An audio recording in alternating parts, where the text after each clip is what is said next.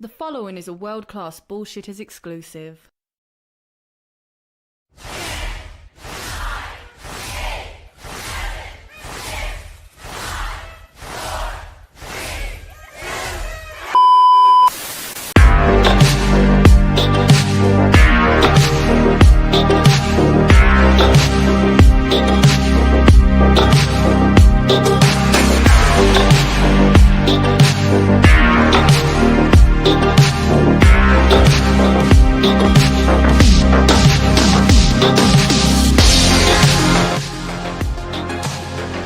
Welcome to Prime Time, bitch. Yes, I changed the name just because I wanted to say that shit. Welcome in, folks, tonight. Welcome back to Tuesday here on WCBS.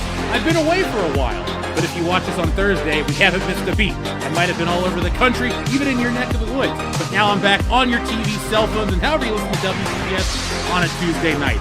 But I am not alone. Tonight we have a whole slew, a gaggle of guests, if you will.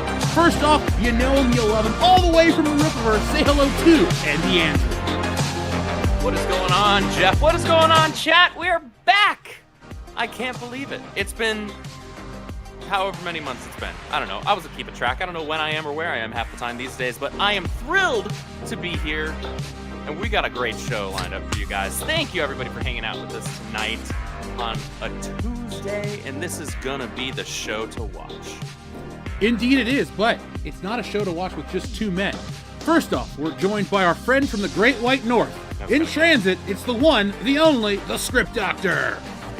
Hello, everybody. It is a mild rating here in southern Ontario, Canada, with a nice, cool 25 degrees, and the temperature is only going to get better. It's pretty looking like we're going to have a quote-unquote Indian summer. That's not being racist. That's just being factual. So happy to be here with you, gentlemen, and everybody out there in the chat to talk about some great news and some awesome comic book stuff. Oh, of course. Now, folks, we're joined by two more creators. First off, let's introduce a man that we've streamed with more recently than our last guest joining us tonight. Kneel before Doomface creator, the one, the only, Aaron Sparrow. Hello! I was going to wear a blazer because I wanted to be world class, but then I decided, since I saw the Mandalorian trailer and I'm so excited about the future of Star Wars, I decided to dig out an old Star Wars shirt and wear that instead. So here we go. You're a better man than I. I don't even have access to any Star Wars shit around me, clothing-wise. There's Luke Skywalker on this desk, but that's a topic for another time. And finally, a man that we've had on this channel countless times over the years, but it's been a while and we're excited to have him back. Say hello to Literature Devil. Hello. Thanks for having me back on. I guess I should say, welcome back to Prime Time. Yeah. Look, it's almost Halloween. I may or may not have been on a John Carpenter kick since we've had this show, Andrew, to the point where, like, I watched this movie, The Fog, like 7 times, and then I went, I gotta buy it. So I've been on this, like, hardcore John Carpenter kick. I've watched them all recently, listened to a podcast. It helped me get through Stealing Solo too, folks. That is why we weren't on the air, because I wanted to dedicate my time to make sure that this book is ready to launch this year. And when I launch a book, that means it's ready to go. So it's completely drawn, completely written, and about 70% colored. So in the coming weeks, you'll find out way more about Stealing Solo 2, The Power of the Farce. That's the official title. But folks, tonight we are going to tell you all about our creative titles. We have a special segment towards the end of the show. But we are world class. We don't want to make you guys wait. So let's jump into tonight's first topic. Now, guys, we may or may not have talked about John Boyega and Star Wars back when those movies came out, what feels like a million years ago. But now, it's relevant again, because since we've been live, I've met John Boyega. That is not a joke. We were at Dragon Con, and he looked at me like he knew me, and I didn't know him. But anyway, he's in the news because he's talking about how if he could redo Star Wars, what he would do.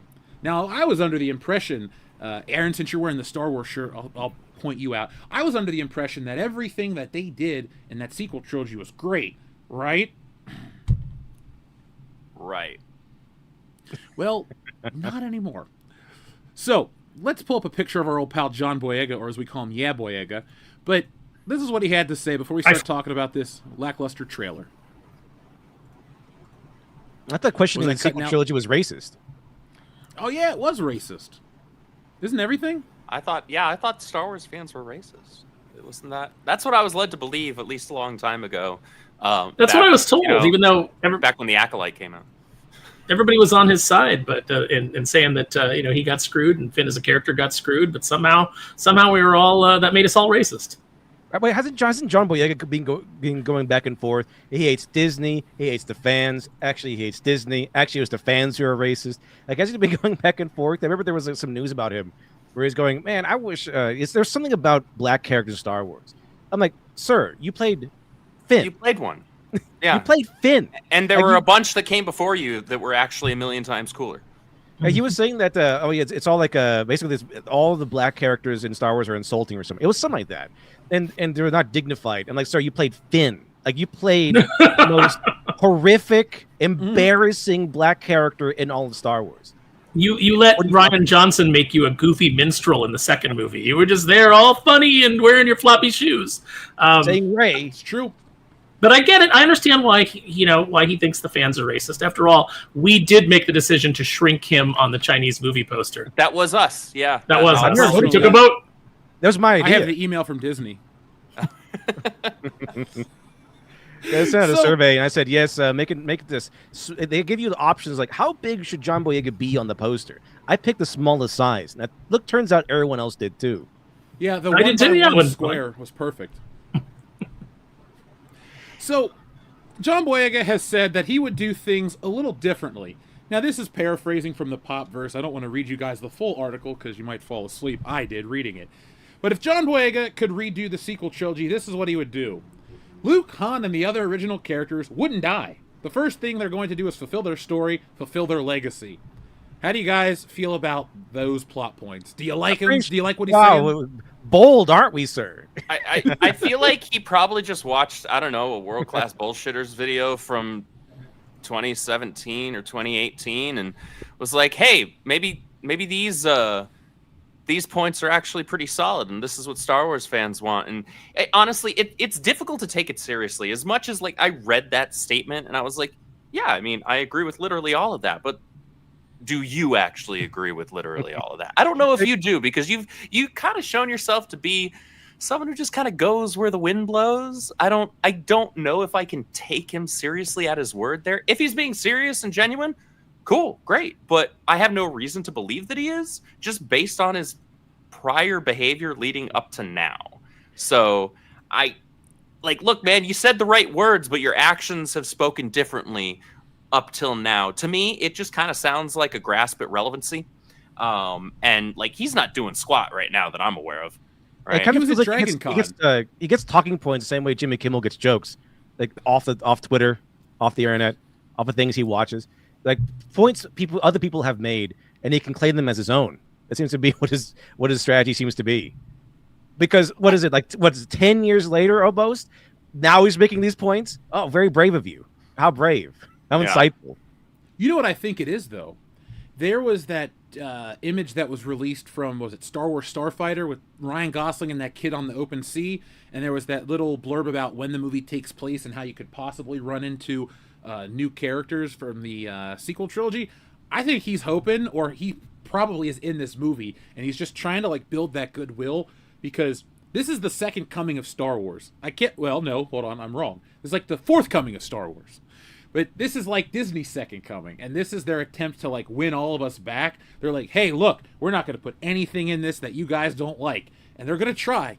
And they're going to really fail again because they've already pissed people off. But that's why I'm thinking he is saying this shit. Because it seems kind of random that this guy from 10 years ago is now going, this is what I do to fix it. Yeah, like, nobody's asking him what he would do to fix it. Nobody cares.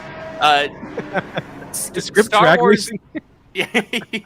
Fixing the sequel trilogy has been talked to death on YouTube already. Who cares? Like, anything he has to say has been discussed a million times already amongst Star Wars fans on YouTube. You know, in the public discourse. It's like, why are you even answering this question? Well, here's the other point that he made that I find interesting, but again, it's too little, too late. New characters wouldn't be overpowered. They wouldn't just grab stuff and know what to do with it. That was my biggest complaint about those terrible movies. That's kind of a not so subtle dig. I mean, it's essentially we found out that John Boyega has finally watched the movies. He was acting it. I've never been in a film, but I can't. I assume you know what the whole story is because you've read the script, or at least your part, and you can kind of piece it together. But apparently, Not a J.J. Abrams script. They're writing it as they're doing it. No. And they never finished, Rise of Skywalker, so we don't even know. Think of all the bullets we've dodged since J.J. Abrams' career has shit the bed after Episode 9. It's like, oh God, he doesn't really do much. He's not going to be making a DC movie, maybe a Marvel movie. He's good enough for I don't know, Shang-Chi 2, right? Was that? No, he's still gonna do Black Superman. That's totally happening. Just like Superman trilogy. Yeah, it's definitely happening. Yeah. As Superman has come and gone, and now it's on streaming, I feel like DC is in its good place to keep moving forward, and keeping people like J.J. Abrams away is the right choice. Folks in the chat, hit thumbs up if you agree. No more J.J. Abrams in geek culture spaces. I kind of clocked the Ryan Johnson trilogy as their version of Kathleen Kennedy is getting fired this year. It's like they keep talking about it, and it keeps like, oh, it's totally going to happen, but it never happens. It came out recently that there was never even like a plan. It was just like Kathleen's like, you're going to do a trilogy, and he's like, yeah, I'll come up with some ideas for it, and that's as far as it ever went. It turns out Ryan Johnson knew that was going to happen, so he started making Knives Out movies. The first one was decent. That second one, though, did not like Glass Onion. They're all horrible. They're all like this horrible, horrific insults to the genre. They are really funny though, because like every movie is going. There's always Benoit Blanc, and then there's always some minority girl that does all the work for him. The first one, there's the maid. The second one, there's that girl who's the twin of the one that was murdered. Like Do any is he just ripping off Inspector Gadget? Yeah, I love. He's trying to do like a brainless Agatha Christie. Like if Agatha Christie was really stupid. That's kind of where the Knives Out movie kind of are. I actually watched those movies to make my latest comic to know what not to do.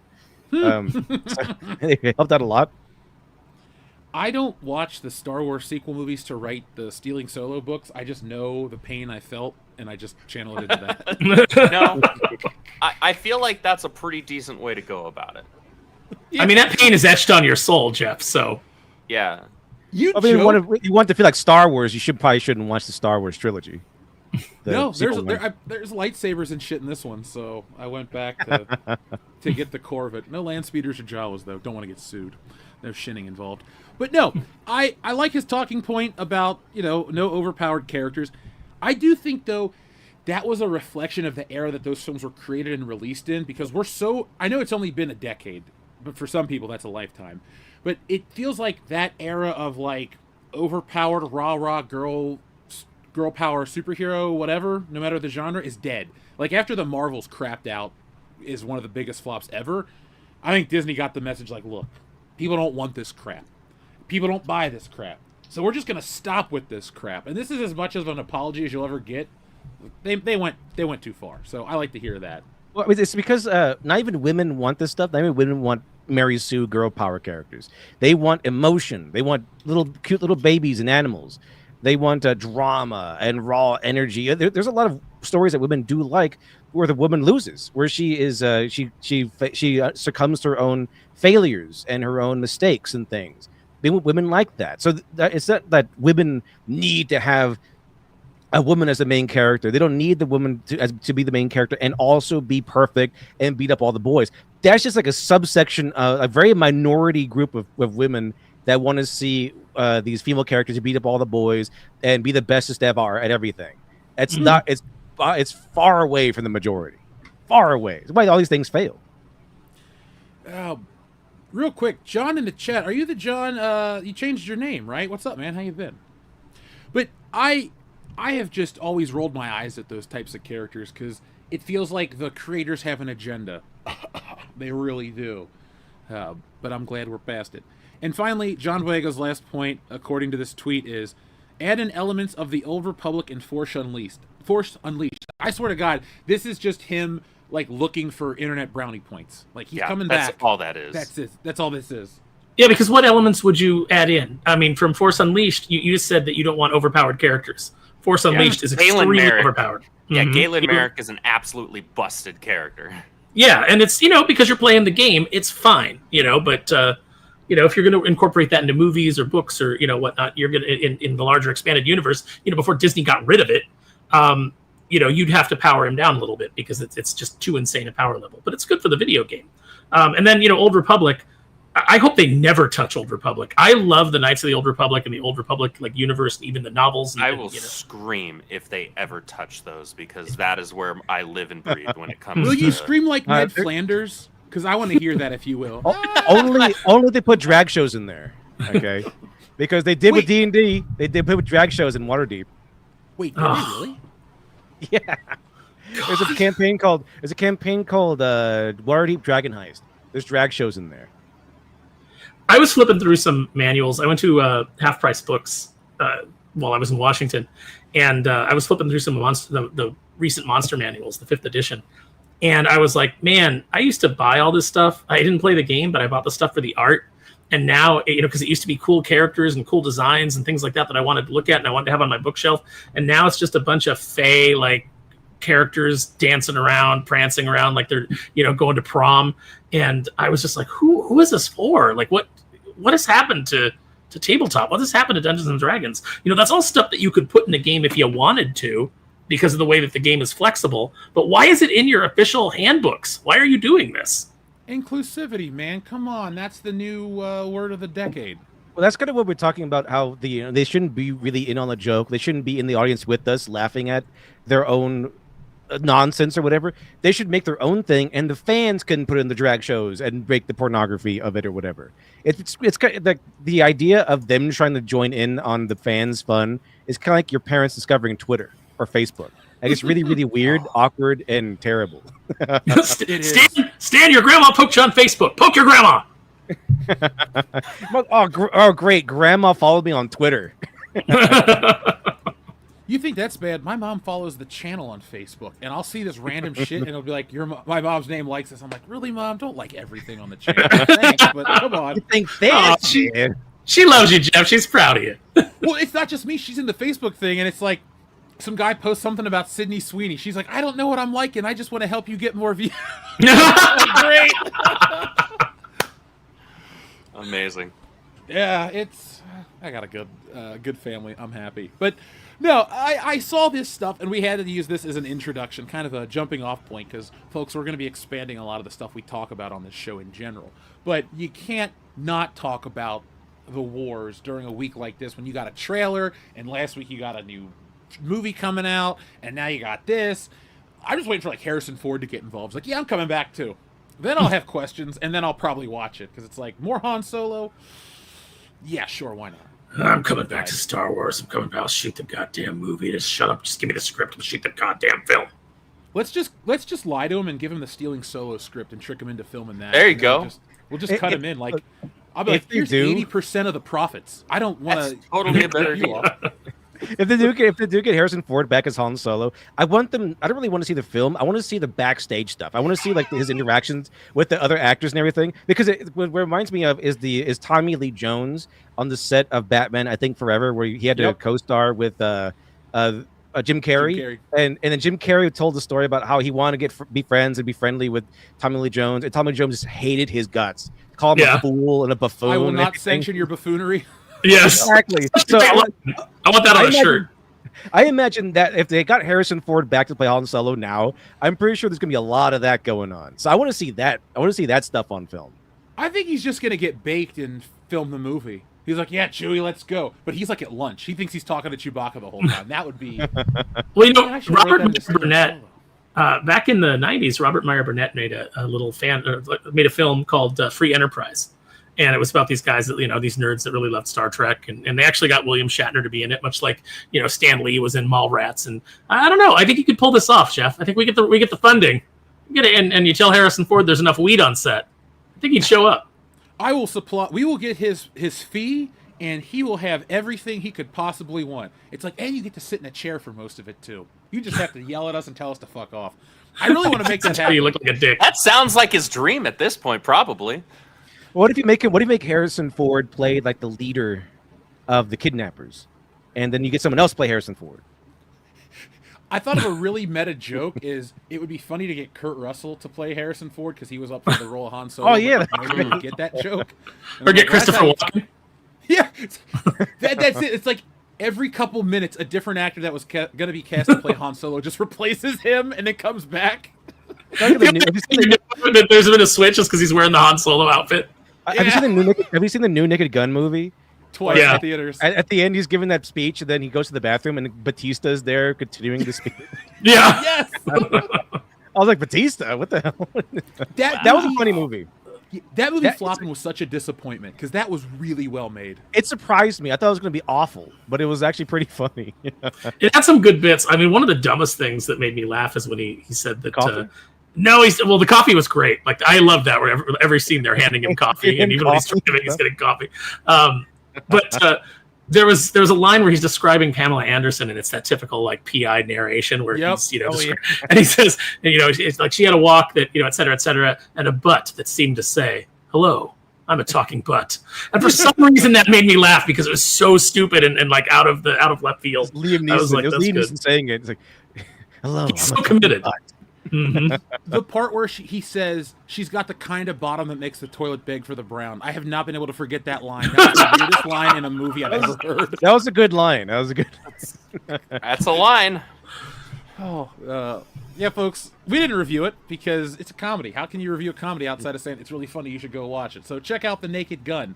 Top 5 favorite movies of the year. I'm just guessing right now, but Superman was cool too. But we'll talk about that later. Anything else you guys want to say about Jan Boyega, or as we call him, Yeah Boyega here on the channel, in his comments? I don't really think there's that much else to say about the guy. I mean, he hasn't done squat since the sequels wrapped up.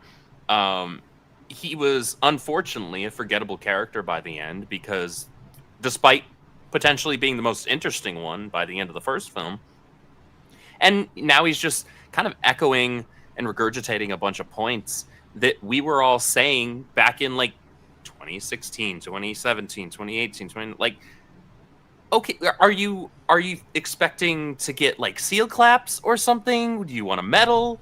Like you're just saying stuff that we've been saying for, to your point, Jeff, damn near a decade at this point. Okay, so you're echoing what we've already said. You're not giving us any new information. It's not like this is giving us hope that what's Disney going to do? Be like, oh, wow, that was a really good idea, John Boyega. Let's have you come back and we're going to reshoot the sequels. No. Like,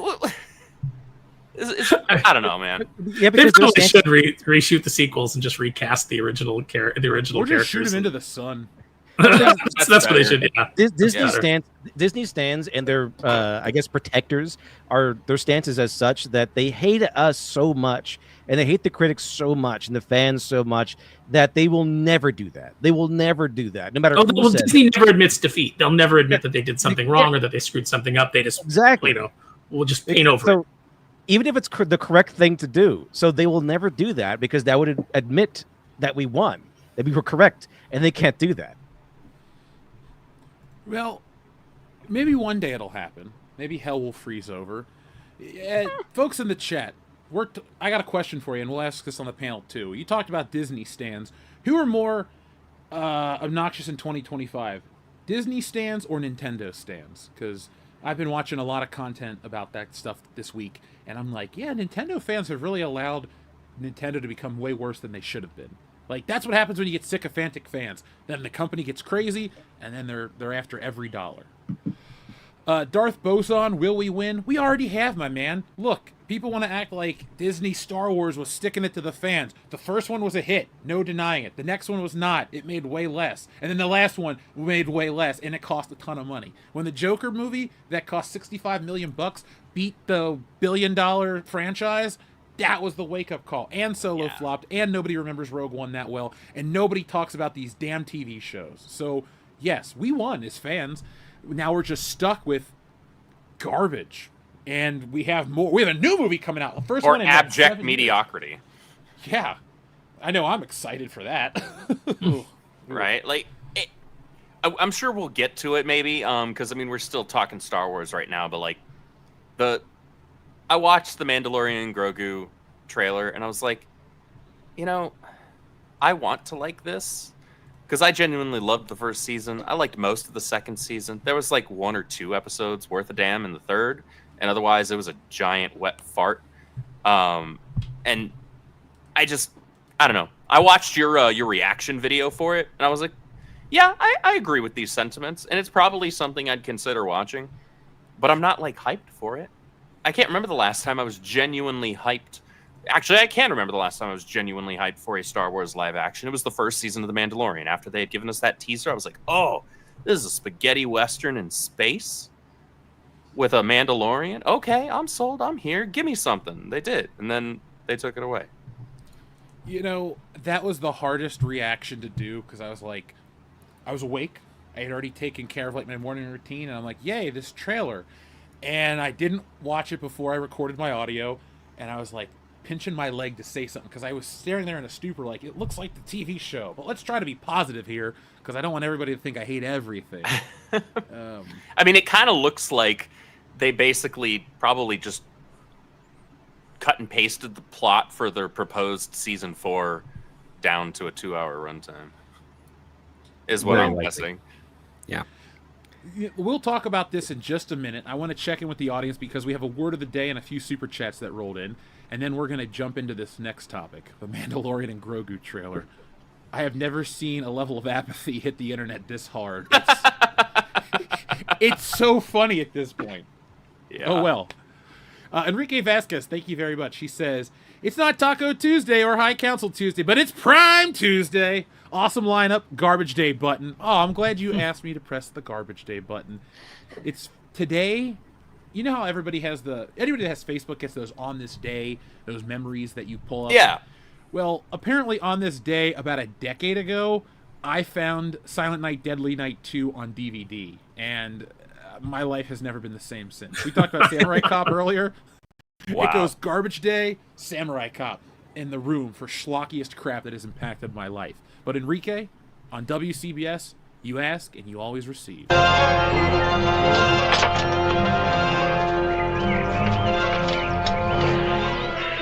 Garbage day! Huh? No!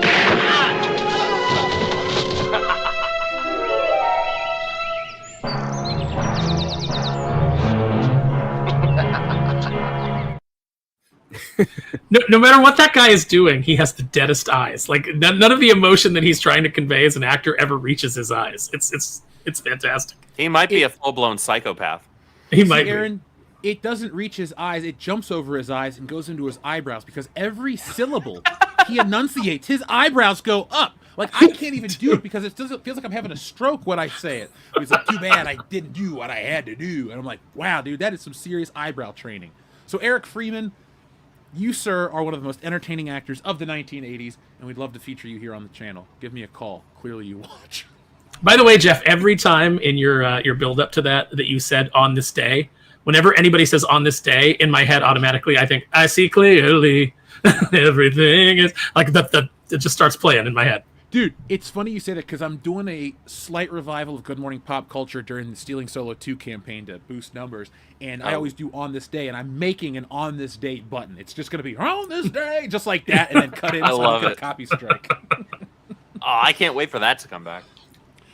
A lot of people request it, man. Like I said, we are going to break records with this book, and I will go anywhere and do anything outside of self-mutilation or harm to other people to make this book break records. So, folks, you have 2 years. That left a lot of things on the table. I just want you to be aware of that. I am aware of that. I won't break. Okay, it has to be able to be streamed on YouTube. Okay, well go. that takes a narrows lot things off down. the table. There are some laws I'm not willing to break. You specifically said YouTube and not Twitch, so yeah, that does chop things down a bit. I don't know how to use Twitch. Literally, I just don't. It's fun. I've never. I don't either. Watch other people play video games. Our friend Shrebbles08 brings us the word of the day. Shrebbles08, you are so generous to the channel. I'm going to make you a word of the day button. I'm just going to get that rolling. I'll have that for next week. Maybe even on the podcast this Thursday. Who knows? But it'll probably have your name brought to you by Shrebbles08 because you are literally always bringing us the word of the day. And today's word of the day is very delicious, folks. I know it's 9:34 here on the East Coast. It's only dinner time out west, but it's never too late for a donut. That is the word of the day. So, a few donuts more. Stop or my donut will shoot. Doughnut Busters, Doughnut Wars, The Man in the High Doughnut, The Last Doughnut of Scotland, Super Doughnut. I want to watch The Last Doughnut of Scotland. It's like, it's just a great title. That sounds awesome. The Last Donut of Scotland. There's an next comic. Last Donut of Scotland. Hey, you write it, I'll draw it. We'll get it done quick. How's that? First quarter next year. Jacob's Donut. There you go. Is it Sister Act 2, back in the donut. Donut and the Whale. Live and let donut. Oh, man with the golden donut. Honey, I Shrunk the Donuts. The League of Extraordinary Donuts. Oh, that's a good one. Yeah. The Last Donut of Scotland still got me. I don't know. It's the winner. That's the word of the day. Winner. It sounds so Donut dramatic. Like I could see like a William Wallace style thing or something. Like, you could take our glaze, but you can never have our freedom, or something like that. No, the donut of Monte Cristo is not bad too. Isn't it? Monte Cristo. Monte Cristo sandwich. Oh man, Monte heart's still what? Cristo's. Those sandwiches are so good. They're so See, it is dinner time around the West Coast, so everything is going to be like reminding me of food. The donut of Monte Cristo, or Monte Cristo. Folks, tell us if you're hungry from these donut titles. I know I already had dinner, but I hate Krispy Kreme donuts. Fine. In the morning, I'll go to my local bakery and grab a donut. I have to make The donuts dream of doughy sheep. Or Donut Runner. There you go. It's a Donut Runner. That's a whole different movie. It's like Donut another day. And what was that game that everyone hated? Mirror's Edge, where you're a delivery person. Yeah. I can imagine being that, where you just deliver donuts, but in a cyberpunk world. Oh, I thought you were going to say it should be in Springfield, and Homer Simpson's the bad guy. He's always chasing after you, trying to eat your donuts. You're like, shit, I got to stay on the run. Well, I mean, I guess in this Donut. scenario, donuts would be illegal because then you'd be like a runner, and you got to deliver those illegal donuts to people. It Like takes place in New York when trans fat was banned. There you Yeah, go. exactly. It's like They'll donut never, hole run. I don't think would they ever really ban trans fat. I'm not really sure. That would like get rid of all their voters. Well, I don't know. In another 2 months, they might be banning bacon. Come and They take Commentary. it. you try and come and take my bacon. What we need is like when I say something like that, we need to cut to like just Andrew, and then he just like turns and looks directly at the camera and goes commentary. Andrew, record that for me. We'll turn it into a button for when Aaron's here. Sure, why not? Let's see. I'll do. Did you do a fistful of donuts? Because that just sounds tasty too. Shrubbles. Oh wait, since you brought up the other ones in the trilogy. The good and the bad and the donuts. All right, guys. What is your favorite donut? Everybody in the chat, let me know. I'm basic as hell. It's literally just like either a simple glazed donut or the sugar ones with the crystallized sugar all over. You know, like Those are no good. extra stuff. Like those Cocaine are the donuts. only ones I'll have. Cocaine donuts, is that what you said? I mean, they're addictive. Is that what that was? Wait, is The only that what difference Donut is Runner is that they actually make you about? gain weight instead of lose weight. No, you only have a powdered donut, and then afterwards you look like Tony Khan. Oh wow, everything makes sense all of a sudden. Let's see. We have some chat comments like Rosemary's Donut, Donut Impossible. Let's see. Mission Donut, The Donut Who Loved Me. Oh, Clockwork Donut, Reservoir Donuts, The Day the Donut Stood Still. Donut The pussy. donut who shagged me. Spy Who Loved Donuts. James Bond. Never mind. I would watch all these movies. Any other Donut donut? finger. Ooh, don't. That just sounds weird. Donut finger. James Bond has to stop a man who just won't stop fingering people's donuts. Oh, Yeah, he God. like walks into a bakery. No, Mr. Bond. I expect you to eat. That's awful. Yeah, we should make that. We'll use one of those stupid AI programs. We'll just be like, His all plan right, is make some movie where his James plan is to Bond." bomb a bunch of bakeries so that his donuts are worth more. Well, that's what it is. Then you got the Bond Girl cinnamon roll. You know. There you go. I like it. Or honey No, she's Troll, got to be like- cinnamon buns. That's That what too. she's got. Yeah, better. Who's gonna play? See, it's workshopping. Yeah, So Yeah, it's- this is what we're doing. This is story time, right? We're being creative. It's the most creative show on the internet, folks. Give us a word, we'll give you a franchise. There you go. We are world class after all. Something that goes great with a donut is coffee, and our friend Sabrina Espresso sends in $1 super chat. Thank you, Sabrina. Appreciate that. Coffee looks like whiskey, and you are a moderator, so The appreciate first that. rule of That's Donut Matt. Club: do not talk about Donut Club. Jeff, that's Matt G.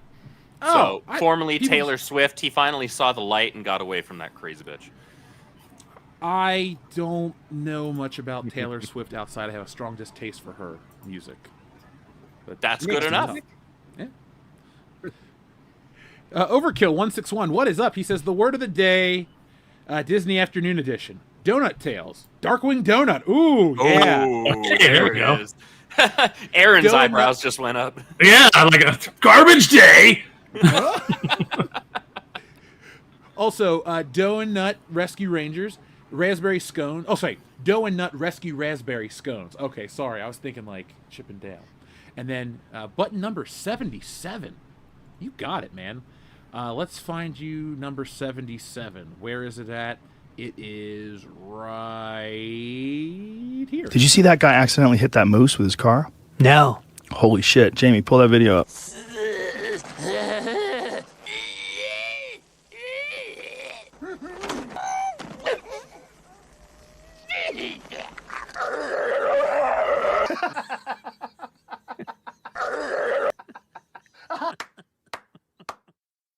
'90s Jim Carrey, man, he was something else.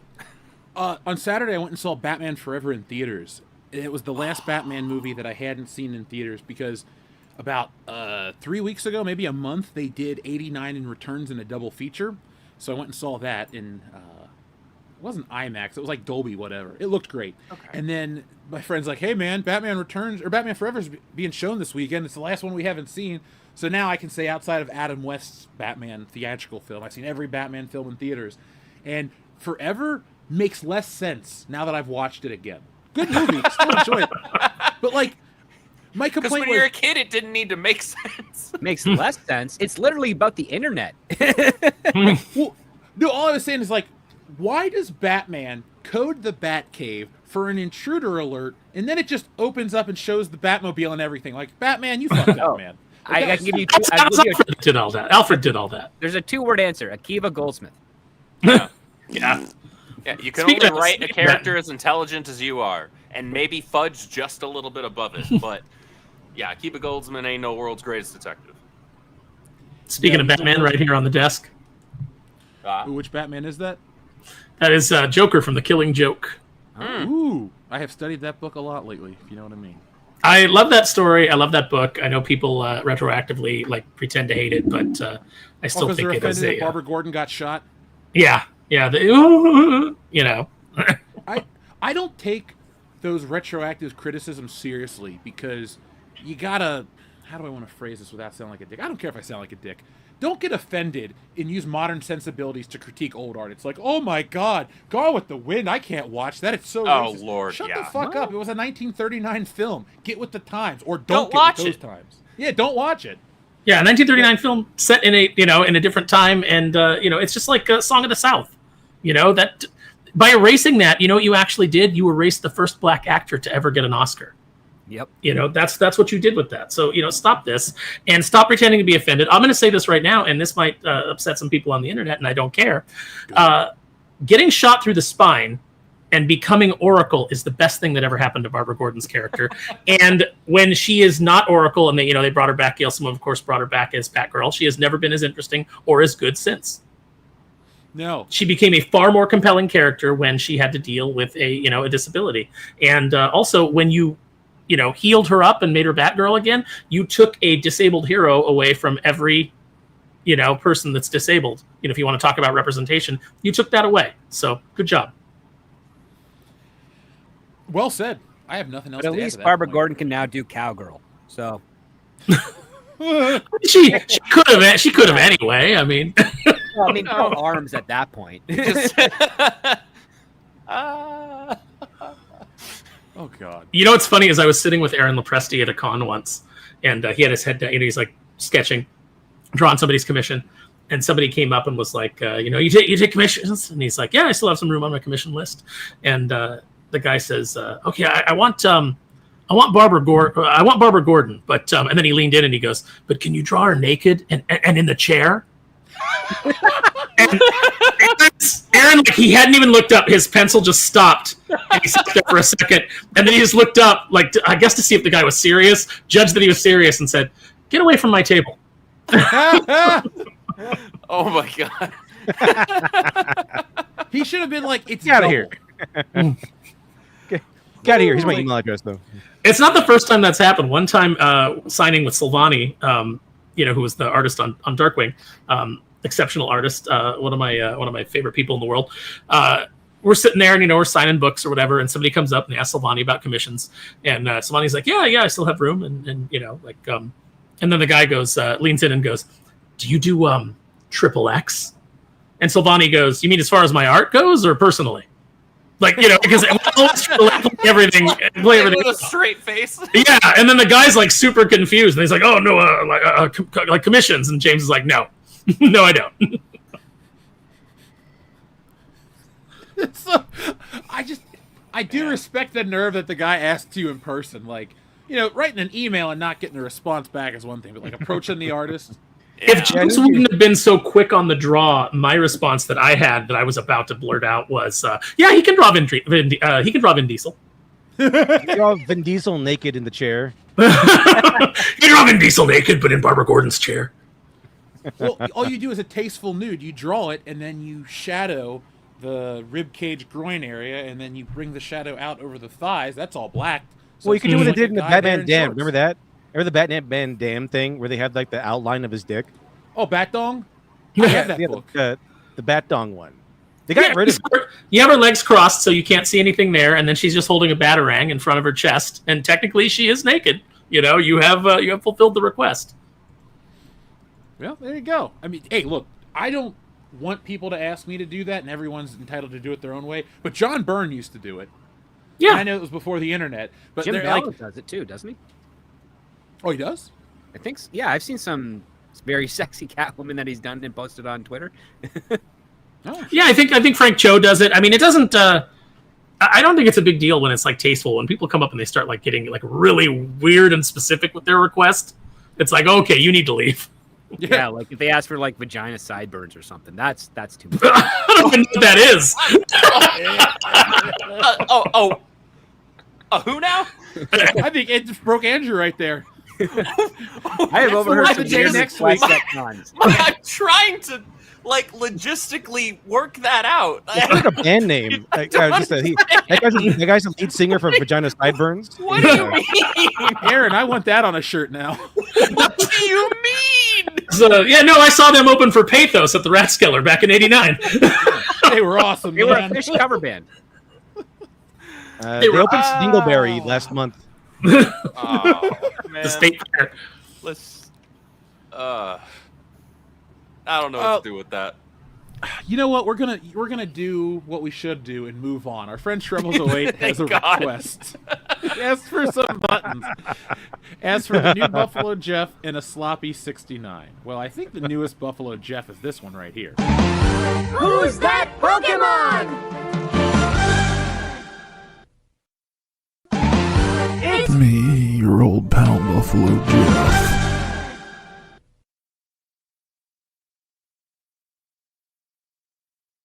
I was hoping it was Mr. Gestapo. That was unsettling. It's nice to know that the more things change, the more they stay the same.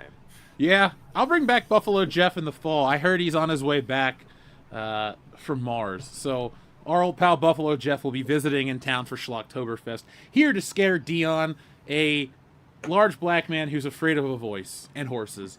And the Undertaker's afraid of cucumbers, so we really can't talk shit about Dion anymore. But, whatever. Anyway, like an actual cucumber. Undertaker is afraid of cucumbers. Well, have you seen the videos like they put a cucumber behind a cat and the cat turns around and like freaks out? I don't know. And the people are like, maybe the cat thinks it's like a snake or whatever, but like cats don't like cucumbers. And now the Undertaker doesn't either.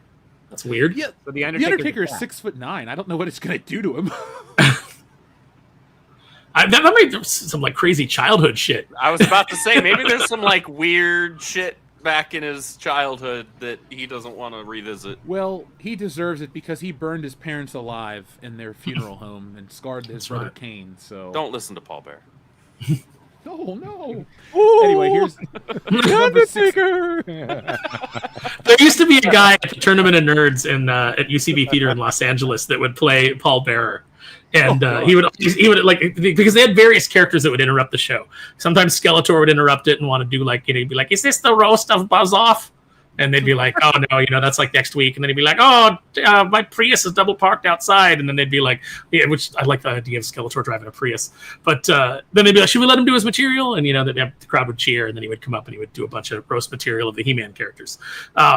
And then sometimes it would be interrupted by Paul Bearer, and he would just creepily like walk along the audience and then just stop and like get really close to people and be like, "Have you done enough?" And just stand there like making them uncomfortable and then move on. It's really good. Paul Bearer was a creepy bastard, but may he rest in peace. Shrubbles, here's your number 69 request. Buzz, your girlfriend. Woof. I don't know why I made that one, but I did. So That's actually is the actor that plays Buzz, but dressed up as a girl, I think. yeah, No, it's the a anchor guy woman? dressed as a girl. It's a producer's a guy. son dressed up as a girl. Yeah, it's something like that. What's they didn't want to insult any actual girls by saying, "Oh, look how ugly she is." So they just had a guy dressed up as a girl. I mean, back then it was a joke. That's funny commentary. Yeah, now it would be, like there'd be protests and Now it'd be transphobic. Yeah, it's That actually should be trans transphobic. now. Oh no. Also, TLJ Screwjob, thank you. He says, started watching Batman 66 last week. The Riddler sues Batman and someone falls into the nuclear bat reactor in the first 2 episodes. Hashtag bat everything. Yep, Also on the bat Atomic reactor. Pile. That's the girl. She's dressed Jill up as St. John Robin. from James Bond. Mhm. Diamonds Are Forever. Tiffany Case. Mhm. I love Batman 66. I need to get that on Blu-ray. It's Oh, it's a great set, dude. Yeah. picture quality And is excellent. and the writing for it is brilliant because it's highbrow comedy. Like, and it's also really political. It makes fun of all the hippies and also government trying to come up with like rehabilitation programs that the criminals are just taking advantage of. Like, how do you do that was in it the Mayor modern day, Leland though? or Warden? Yeah, Warden Leland creates like the super villain, the super criminal baseball league, so that they could play recreational sports to rehabilitate themselves. And Joker uses a launching pad to get out of prison. I remember that one. That was good. Yeah. The old Adam West Batman hates progressives and everything. And it makes way more sense because Batman is like a deputy of the law. So all these complaints, all these nerds have about Batman are addressed in the Adam West Batman show. Like how does Batman find villains? Because he's a vigilante. How do they get booked? Well, it's all answered in the Adam West Batman. He's actually a legal authority of the law. Yeah, that's why they could call him on the phone. But the thing is, he's not a hardcore. He's a middle of the ground guy because there's an episode where he's going to a hippie fest to promote free love and putting flower decals on the Batmobile. So he's like the reasonable type of guy that wants to acknowledge the freedoms of opportunities of the United States, and he hates the supervillains that try to take advantage of that and pervert it for their own game. And he ends up going into these beautiful speaches, almost Kirk-like in style, talking about. It's like the ultimate centrist. Like, Yeah. it's supposed to help everybody. Also, one of the common things in that show is that the villains will get placed into place of power, and their ultimate goal is to make crime legal. Yes. I was like, wow, California is run by a Batman villain. It really is. Oh, I mean, come on. The guy looks like the Joker. He's just not as clever. The best part is that the police are so inept. Like, they desperately need Batman for just regular things. Well, even in like the Tim Burton movies, like, a bunch of clowns are running, a bunch of circus folk are being crazy downtown, and the commissioner pulls up. What's the first thing he does? Oh, do the bat symbol. It's like, you don't have a SWAT team. You don't have any cops. Like it's just like circus folk running amok. You can get this under control pretty quickly. Our budget got cut again. On his squad car, he's like, "What are you talking about? Send the signal. It's just a sled on your squad car. That's nothing. If it like exploded."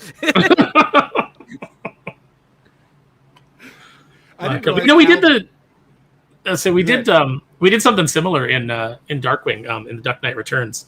We have all the villains; they've all been like work furloughed, and they're all working for the big corporation Quackworks. And then at the end, when after everything's gone wrong and and everything's like being put back together, Scrooge shows up to like basically he's going to decide what's going to happen to Quackworks because it's too big to fail. And he's got the line about like no more hippie work furloughs, like banging his cane on the desk. Did you ever see the new movies that came out with Adam West Batman, the animated ones, like the Return of the Cape Crusader? I like the fact that they had Batman. Adam West is voicing him too. He was going crazy, kind of evil. And he was doing all the lines in the other Batman movies, like "You want to get nuts? Let's get nuts." Or this is a surgery, and I'm the surgeon. From the Frank Miller one. Yeah. But it's Adam West saying these lines, so it's hilarious. I feel like with Adam West, for Two-Face was pretty clever. That was pretty good. I feel like with the Adam West Batman, though, you would immediately like, and maybe someone's already drawn this as a cartoon, but like you'd be like, "You want to get nuts? Let's get nuts." And then it shows them at the farmer's market with the Joker, and they're getting nuts. Like cashews are scooping them in. Yeah, they're just scooping them in, and like they're both really happy about it. Joker's got his big smile, I didn't think you mean these kind of nuts, Batman. Do you think actually, Joker, that is a legume? And then it goes, "Oh," and then it has the credit roll. Yeah. You think we're ready for that kind of superhero movie again, or are we just gonna stick with like semi-realistic? I want that one. I want that superhero movie back because that was awesome. Not every superhero movie needs to be gritty or realistic. Who are the real bad guys? We don't really need that every single time. We can have some fun every once in a while. Yeah, but it's really hard to find like producers that would hire writers clever enough to have that level of fun and make it work for an audience. Like it's really tough. There are so many people in my sphere that don't even read books. and it's like, you have to remember, even though people call the 60s Batman camp, it really wasn't camp. It was way too good to be camp. But all of those writers were really well-read people who actually experimented in other genres and did other things than just watch television. I mean, Batman 66, Wild Wild West, those are two great shows with a lot of overlap in cast and character. And Batman 66 is way more talked about today, but Wild Wild West is brilliant because you got Victor Bruno. No, wait, yeah, Victor Bruno, who also was King Tut. That guy just stole every scene he was ever in. Mm-hmm. And I mean, his King Tut was brilliant because he's like torturing Batman, and Batman's saying it's not working. And he's like, speed it up. And so they start getting more beads on the top of his cowl. I think what killed people's memory of the Wild Wild West show script is that terrible movie from the 90s. Mm-hmm. Oh, God, so bad. Yeah, I saw it in theaters. I regretted it then. I wanted to see Inspector Gadget. Oh well, when you're 10 years old, you don't always get to pick the movies you want to watch, but that's a topic for another time. I remember being psyched because Kevin Kline was in it, and even as a kid, like I was a big fan of A Fish Called Wanda. I thought he was really funny in that movie. Mm-hmm. And I'm just sitting there watching it going, "Oh, I hate this. I hate this so much." And then I was like, "Oh, maybe I don't like Will Smith at all." That was the beginning of my Will Smith hate. Same. Like, if everybody that knows me knows like I think The Rock's cool, and as a kid I thought he was the coolest thing in the world. But before I liked The Rock, I liked Will Smith, Fresh Prince, all those movies, the music. I was on board. And then I saw Wild Wild West, and I went, and then like seriously, I didn't see Men in Black 2 in theaters, I, Robot. I didn't see another Will Smith film in theaters until I Am Legend, and I only went to see I Am Legend because I wanted to see the first 8 minutes of The Dark Knight, and that was the last Will Smith movie I saw in theaters. And I don't think I sat through I sat through Hancock, and that was the last Will Smith movie I watched outside of Bad Boys 3? 3. That's it. Like, it's nothing to do with him slapping people. That movie just killed all his cred. He went from making cool movies to shit. Well, now that you know how he screwed Alan Tudyk on iRobot, yeah, like it really, like, leaves a sour taste in my mouth for even that film. Yeah, Alan Tudyk's the man. Yes, he is. We got to meet him at Star Wars Celebration all those years ago in Chicago because all the celebrities were shopping, and somehow they let us in there. So that was kind of cool. But Anything else you guys want to say about Batman 66 before we roll into the inevitable boring trailer that is The Mandalorian? What are you talking about? It's got me wearing a Star Wars shirt again. I'm so excited about the future of Star Wars, Jeff. Everybody should All go right. watch Batman 66 with Adam West, Burt Ward, William Dozier production. Classic. If you want something that it stays very true to the character in the core concept of what Batman is, that his ethics are, and how he operates. The only difference is he talks way more. Yeah. Like that's basically it. He smiles. And, and I've seen Batman smiled in the comics a lot, especially in the Golden Age, or sorry, the Bronze Age. And the good comics, yeah. Yeah. He smiles. I like when Batman smiles. I think Batman should smile. I don't think it's a thing Batman should avoid. I like the smiling Batman. I like a smiling Superman. And if you notice, the ends of those names have man on the end of them. So it's not just women who need to smile more. It's male superheroes too. I mean, I remember the ultimate Chad. He watched his parents get murdered in front of him, and instead of dwelling on that and wallowing in his tears, he decided to do something with his life to prevent that from happening to other people. That's super cool. I remember there's a comic where I can't remember if it was Grant Morrison, maybe it was Judd Winnick, but it's when Batman was dead and Dick Grayson had taken over the role, and there's like Two-Face is watching a video of Batman. Final Crisis. Yep. Yeah, it was like first Final Crisis, before Dark Crisis, the crisis that. No, Aaron, you were right. It's when Dick Grayson took over because they recognized him because he's smiling. In the Two-Face is like, that's not him. And they're like, how do you know? And he's like, he's smiling. Smiling, yeah. I actually really love that moment. I did too. I thought that was really good. I remember that guy. That was what, 15 years ago? No, more than 15 years ago. Clearly, like we all remember it. It's stuck in our head because it was such that was a good moment. It was I late could still 2000s. see the image. Yeah. Back when I was happy to go buy comic books every week. Now I kind of buy them every once in a while. In fact, as I'm always able to do, I've got Battle for the Cowl right here. Ooh. Oh my God! Come to think of it, Final Crisis was coming out when I was at Boom. Wow. Oh, really? Yeah. Did you ever see that whole interview with Frank Miller where they're kind of like asking Frank Miller, so Frank, how do you think that Bruce Wayne, tortured, depressed, dark, brooding Bruce Wayne, is able to go out every night to be Batman? And Frank Miller's like, I don't think he's depressed. I think he likes being Batman. I think I think he might be a little grim, but I don't think he's depressed, because being depressed makes you not want to do stuff. Like being depressed actually makes you kind of sit around and be lethargic all day. So his idea was that Bruce Wayne is not necessarily depressed, or he might not even be unhappy. He might be a little grim, but he likes being Batman. He clearly enjoys being Batman. He gets something out of being Batman. There's some fulfillment he has and needs to be Batman. So this whole thing about he's depressed or dark and tortured, maybe he is a little bit, but he's not.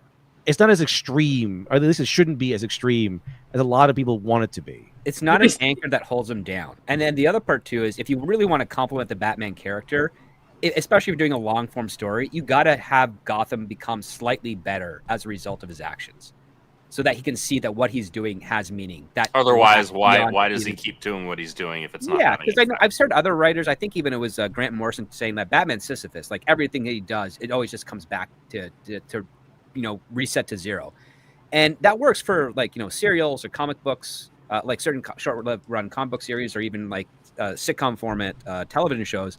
But if you want to tell like an epic tale, like a Hercules type of story for Batman, you have to make him win at the end. Like overall, like Gotham has to change for the better because of him. He has to be the inspiring character where once he gets rid of police corruption, the tides turn in the favor to make Gotham a city that is not to be feared anymore if you want to live there or move there. It can even be smaller victories, so that orphanage now, those kids got adopted, there's just, he has to improve the life of somebody within Gotham. Yeah, like he'll never get rid of all crime, but ideally you kind of want to make it like, that the 5 major mob families, they no longer operate in Gotham, but they're still like organized crime, but it's nowhere near as paramount as it was before because of Batman's efforts. I want that in the movies. I want this sense of I don't know. I don't think all Batman movies need to end with either kind of dark or kind of downtrodden. Because we've had so many of these damn DC movies that are just I don't know, I want to cry at the end of the movie, metaphorically speaking. I think we're in a good place with DC for the first time in what? I 12 think years? so too. Because if you can't show an example of why Batman is needed, then it's going to be really hard for us as an audience to be on Batman's side when everything is always just as bad as it was at the start of the first story we just saw. Because now you're going to be asking, well, how does Bruce Wayne not see that what he's doing isn't really helping in the long run? Because he's clearly doing this with an end game in mind. I mean, it might take his entire life, or whether he lives to a ripe old age, or if he dies, through a freak accident or a punk gets lucky with a gun. But either way, he's doing it with a goal. And if you don't write that strategy and that target in mind when you're writing the character, then what's the point of him at all? Because Superman's more of a first responder. He's there to help in emergencies and stuff. He's not trying to change Metropolis in any way. But Batman is clearly there to try and change Gotham for the better. It's something that Nolan did well in The Dark Knight is when he had Harvey Dent saying that, he's trying to inspire us. He's trying to motivate us to join the fight. He couldn't, he doesn't want to do this for his entire life. How could he? He's trying to, set an example. And I think that there is something very true in that. Mm-hmm. He just wanted some Rachel. That's all he wanted. I'm not wearing hockey pads. Would you throw away your Batman career for Maggie Gyllenhaal? That's the question of the day, folks. Someone in my theater, when he kissed her in the film, someone in the theater said, "Why is he kissing the Scarecrow?" Wow. I don't think she's like gross looking or even bad looking. I just she doesn't look anything like Katie Holmes. Like you couldn't pick someone that kind of looked like Katie Holmes. Yeah, like you didn't even try. No.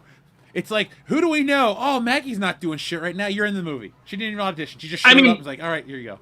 Better actress than Katie Holmes, but yes. not on Katie Holmes' level as far as attractiveness. Sure. Not someone that two men would really fight over, especially prominent men like Harvey Dent and Bruce Wayne. Oh yeah, no chance. I mean, I'm vapid. If I was Bruce Wayne, I would just keep with the models. And Philip Seymour Hoffman, they would fight over Maggie Gyllenhaal. I just want to cut when Joker goes, "Well, hello, beautiful." I want people in the background to be going, "Ooh, who's he talking to?" Right? Like, where?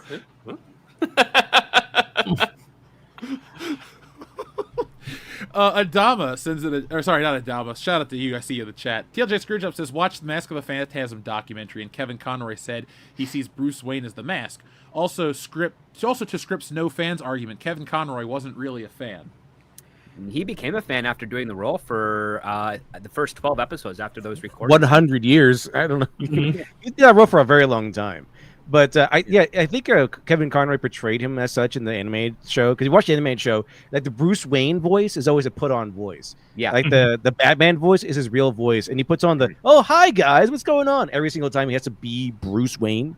But when he is Bruce Wayne, he's talking to like Superman, or he's talking to like Robin or something. Like, it's a Batman voice, and then he's in the cowl Batman voice. So the Batman voice is his real voice. Yep. Yes. But the thing is, the Batman persona, like, he doesn't talk to criminals the same way he talks to Alfred or Dick Grayson or Commissioner Gordon. That's the core part of the character. He may be wearing the Batman mask, but that is who he is underneath. And Kevin Conroy was always capitulating to the mass appeal of the 90s, where everybody's saying, yeah, Bruce Wayne has to be the mask, as if it's some sort of like brilliant revelation to the character. But it's not. Like, if you break it down into the psychology of human beings, Bruce Wayne has a core personality, and he leans into Batman as a role in one regard for his mission, and then he has his Bruce Wayne that he puts on as a deterrent. But at the end of the day, the guy that is at the core of it is the real character itself, and he's in control of either of those roles. And you get to see him when he's talking to Jim Gordon, when he's talking to Dick Grayson or Tim Drake or Alfred. That is who his character is. But when he's talking to a criminal, whether he's interrogating them, or if he's into the moment where he has to comfort them, like in the Justice League episode where he comforts Ace before she dies, that is not Batman being Batman. That is Bruce Wayne's heart kind of coming through him doing the right thing. Absolutely. And that's what makes him such a fascinating character. And he's not an easy two-dimensional psychology example that a first-year college student looks at. He's a very deep, well-rounded character, and that's why he complements all the other characters around him, regardless of if they're in the Gotham City universe, or if they're in Metropolis or Star City, or the Justice League Watchtower, or anything there. He just adds that extra depth to all those conflicts and all those relationships. This show makes me want to watch Batman. Like, I spent my weekend watching Batman, but now it's like, Well, shit. After the show, I might pop on an episode of the animated series or two. I won't say why, but I've been rereading a lot of Batman comics lately for research purposes, we'll say.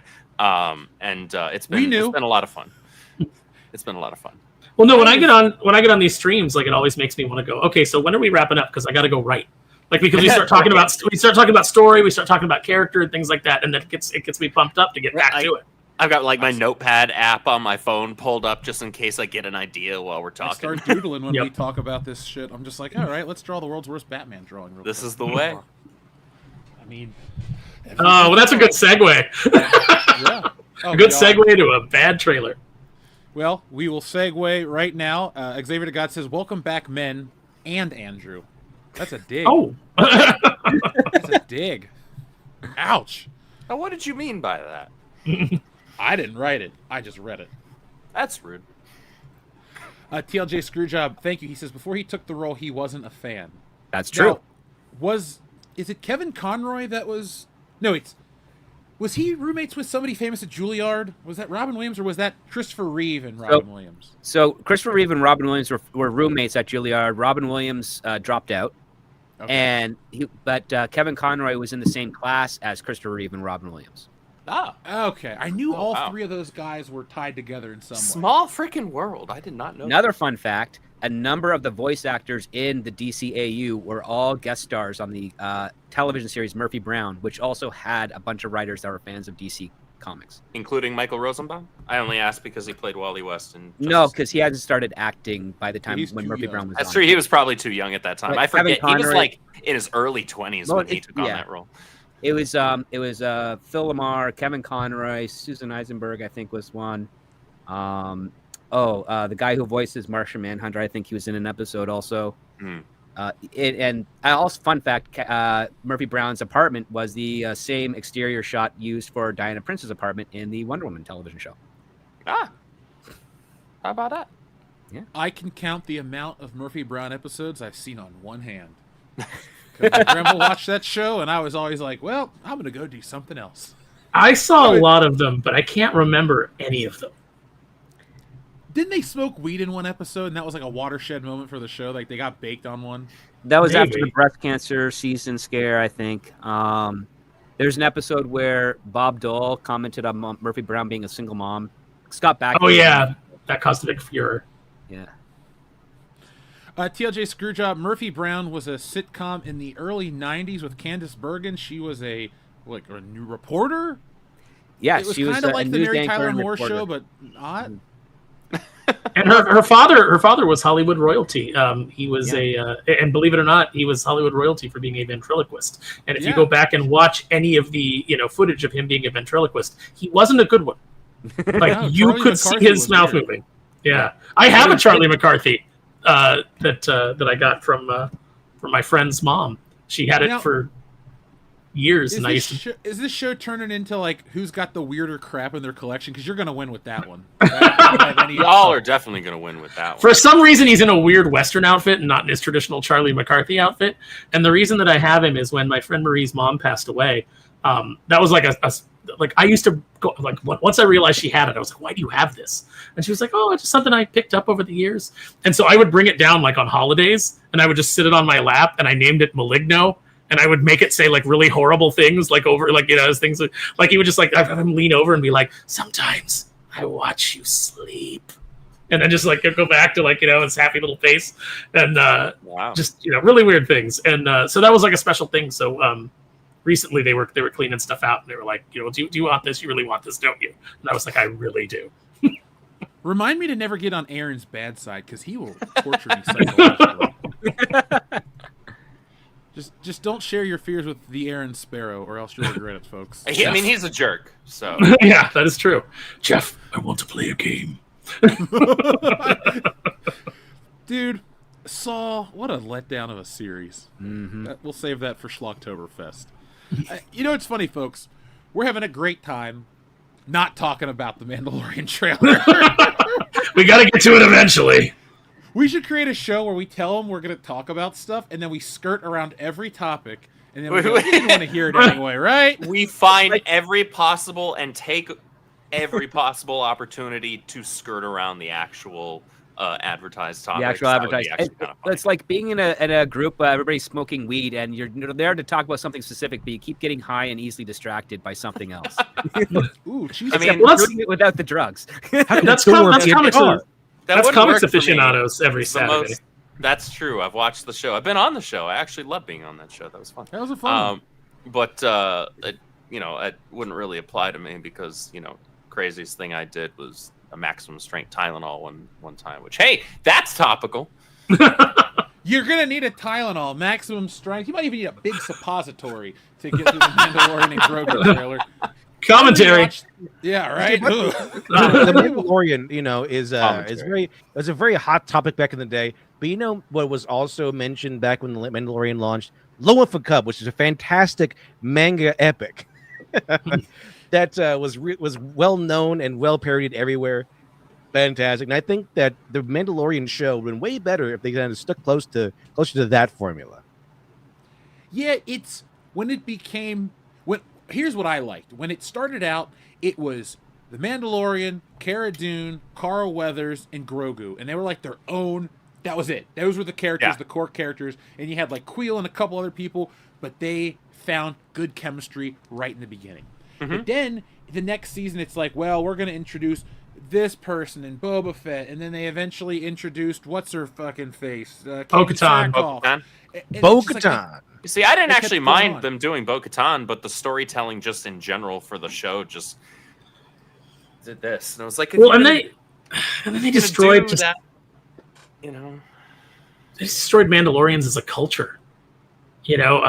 The stuff that Karen Travis did with the Mandalorians in the expanded universe novels is so good, and the ideas that Filoni had for it is so not nearly not only not as good, but actually actively terrible. That third season when it's like, oh, the Mandalorians are supposed to be these great warriors, but they're all just standing around next to a lake where they know monsters come out of. And then they're shooting their cables into it as if that's going to do a damn thing. Just like their strategy, every war strategy they had for these monsters that are on their planet through the whole thing is ridiculous. It was just really stupid writing, and it just ruined them. As I was like, I can't see these guys taking on the Jedi. They'd get their asses kicked. They're idiots. What's genuinely remarkable about that is I've finally now seen all but the last 3 or 4 episodes of Clone Wars. I hadn't watched that up until this year. And I've seen the whole bitch, other than the final couple episodes of season 7, which is the final season. And there's a lot of this is kind of meh, but there's also a lot of really good stuff in there. And it's like, you know what? Dave Filoni really is a one-trick guy. He can't hold on to a good idea and just keep it good. He has to find a way to muck it up somehow, genuinely, right? Whether it's, artificially trying to push a character that's this character's story's told. It's done. It's over. Let's move on, please, a.k.a. Ahsoka. Or utilizing something that there's already great lore to work with, like Karen Travis's stuff with the Mandalorians. He'd had some cool stuff on Mandalore, and then you take a look at that, and then you look at, just to your point, the third season of The Mandalorian, and you're like, the discrepancy here is baffling. It's like you are just kind of a really perplexing person as a storyteller. He is Vince, to bring it back to wrestling, as we always do, he is Vince Russo. It's like when he had George that had to filter his ideas and what he wanted to do, he had to filter it through George, and George had to approve it. You got some good stuff. When he was left to his own devices and he has no controls, you get Mandalorian season 3. Yeah. Same true for George Lucas and the prequel trilogies. When you don't have someone there giving him a little bit of pushback, you get Phantom Menace and Attack of the Clones. And then with the only reason that Revenge of the Sith is so good is because he had to basically hit the ground running and then compress another movie's worth of story into this one just to try and get to the end game that he had in target. But that's basically because Rick McCallum, as good of a producer as he is, one thing he could never say to George is, no, that's not going to work. Yeah. You got to have somebody who says, no, that's terrible. Yeah, he was able to get the money. That's great. But, you could have elevated the quality of the prequels by a good margin if you had just given some pushback. Hey, can we get, I don't know, a second pass. Should on his Anakin really dialogue. be 8 years old? I mean, just does he really need to be 8 years old? Yeah, does he have to Yeah. be? Like, you're already telling us that the council's already telling us he's too old. I'd buy it if he was like 12 or something, right? Like, make him an actual spice smuggler as a navigator on a spice smuggling ship. That's interesting. And it's also a little bit of a truth to what, Owen told Luke when he was asked about his dad. He was a navigator on a spice freighter. Guess what? Spice is illegal. Oh, look at that. He's a pirate. Your dad was originally a pirate, and then he became a great Jedi warrior, and then unfortunately, he fell to the dark side. So he started in an evil place. He became good, went back to evil again, and then was rescued by his son to become good during those last moments. Well, the mom didn't even really amount to anything, because it's like he goes back to free his mom, and she's just been like, raped by sand people and then dies.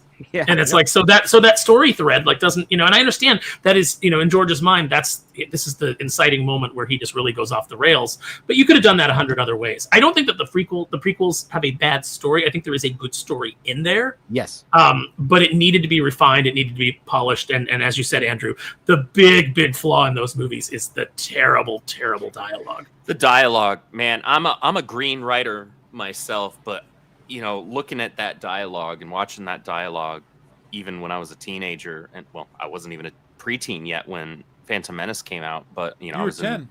Yeah, but I was 10. We're the same age. Yeah, but I was in like middle school and then high school when the other two came out, and like, woof. Some of that dialogue, man.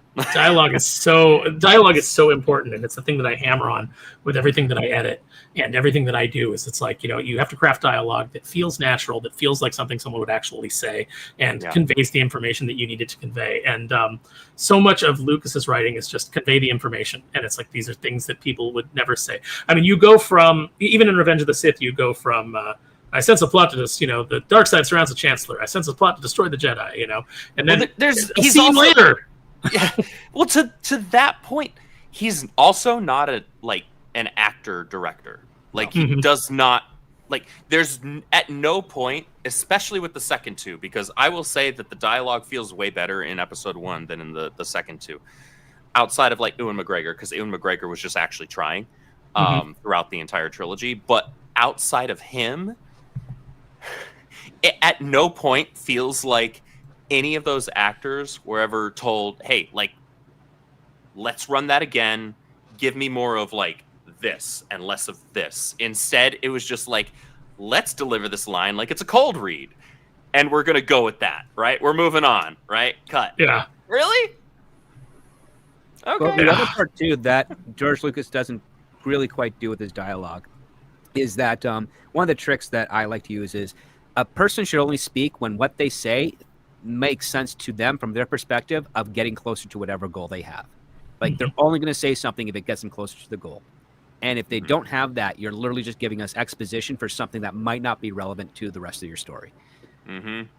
Well, what about this? What about we have every character in the room, because we need to have diversity. So we have someone of every race in the room, and then we're going to do that thing where everybody says one line around the room, and I love that in movies. Oh, my favorite.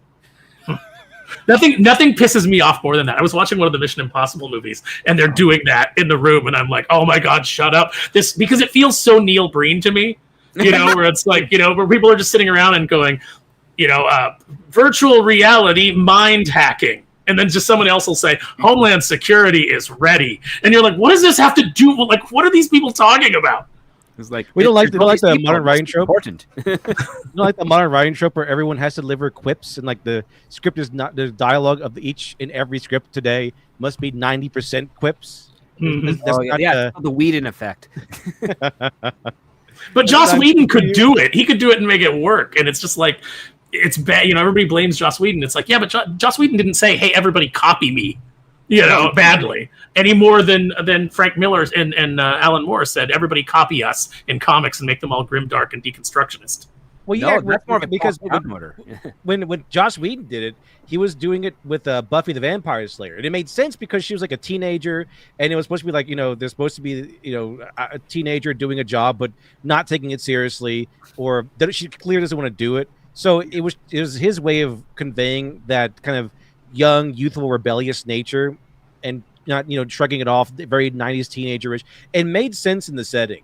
But having adults go around quipping to each other every second of the day does not necessarily make sense all the time. Like it made sense when it was teenagers spouting these things, but like superheroes and like people who are just supposed to be like in positions of power, adults being very who are supposed to be in these positions, these serious positions, quipping 90% of the time isn't really cutting it. It doesn't really feel legitimate. No, because quipping is a sign of the immaturity. And the growth of the character is when that diminishes because they're starting to take on more responsibility and seeing consequences of their actions. And what's sad is that because it's such a powerful voice, I mean, again, you have the people that copy Joss Whedon and Stephen S. DeKnight. You have the people that copy Quentin Tarantino.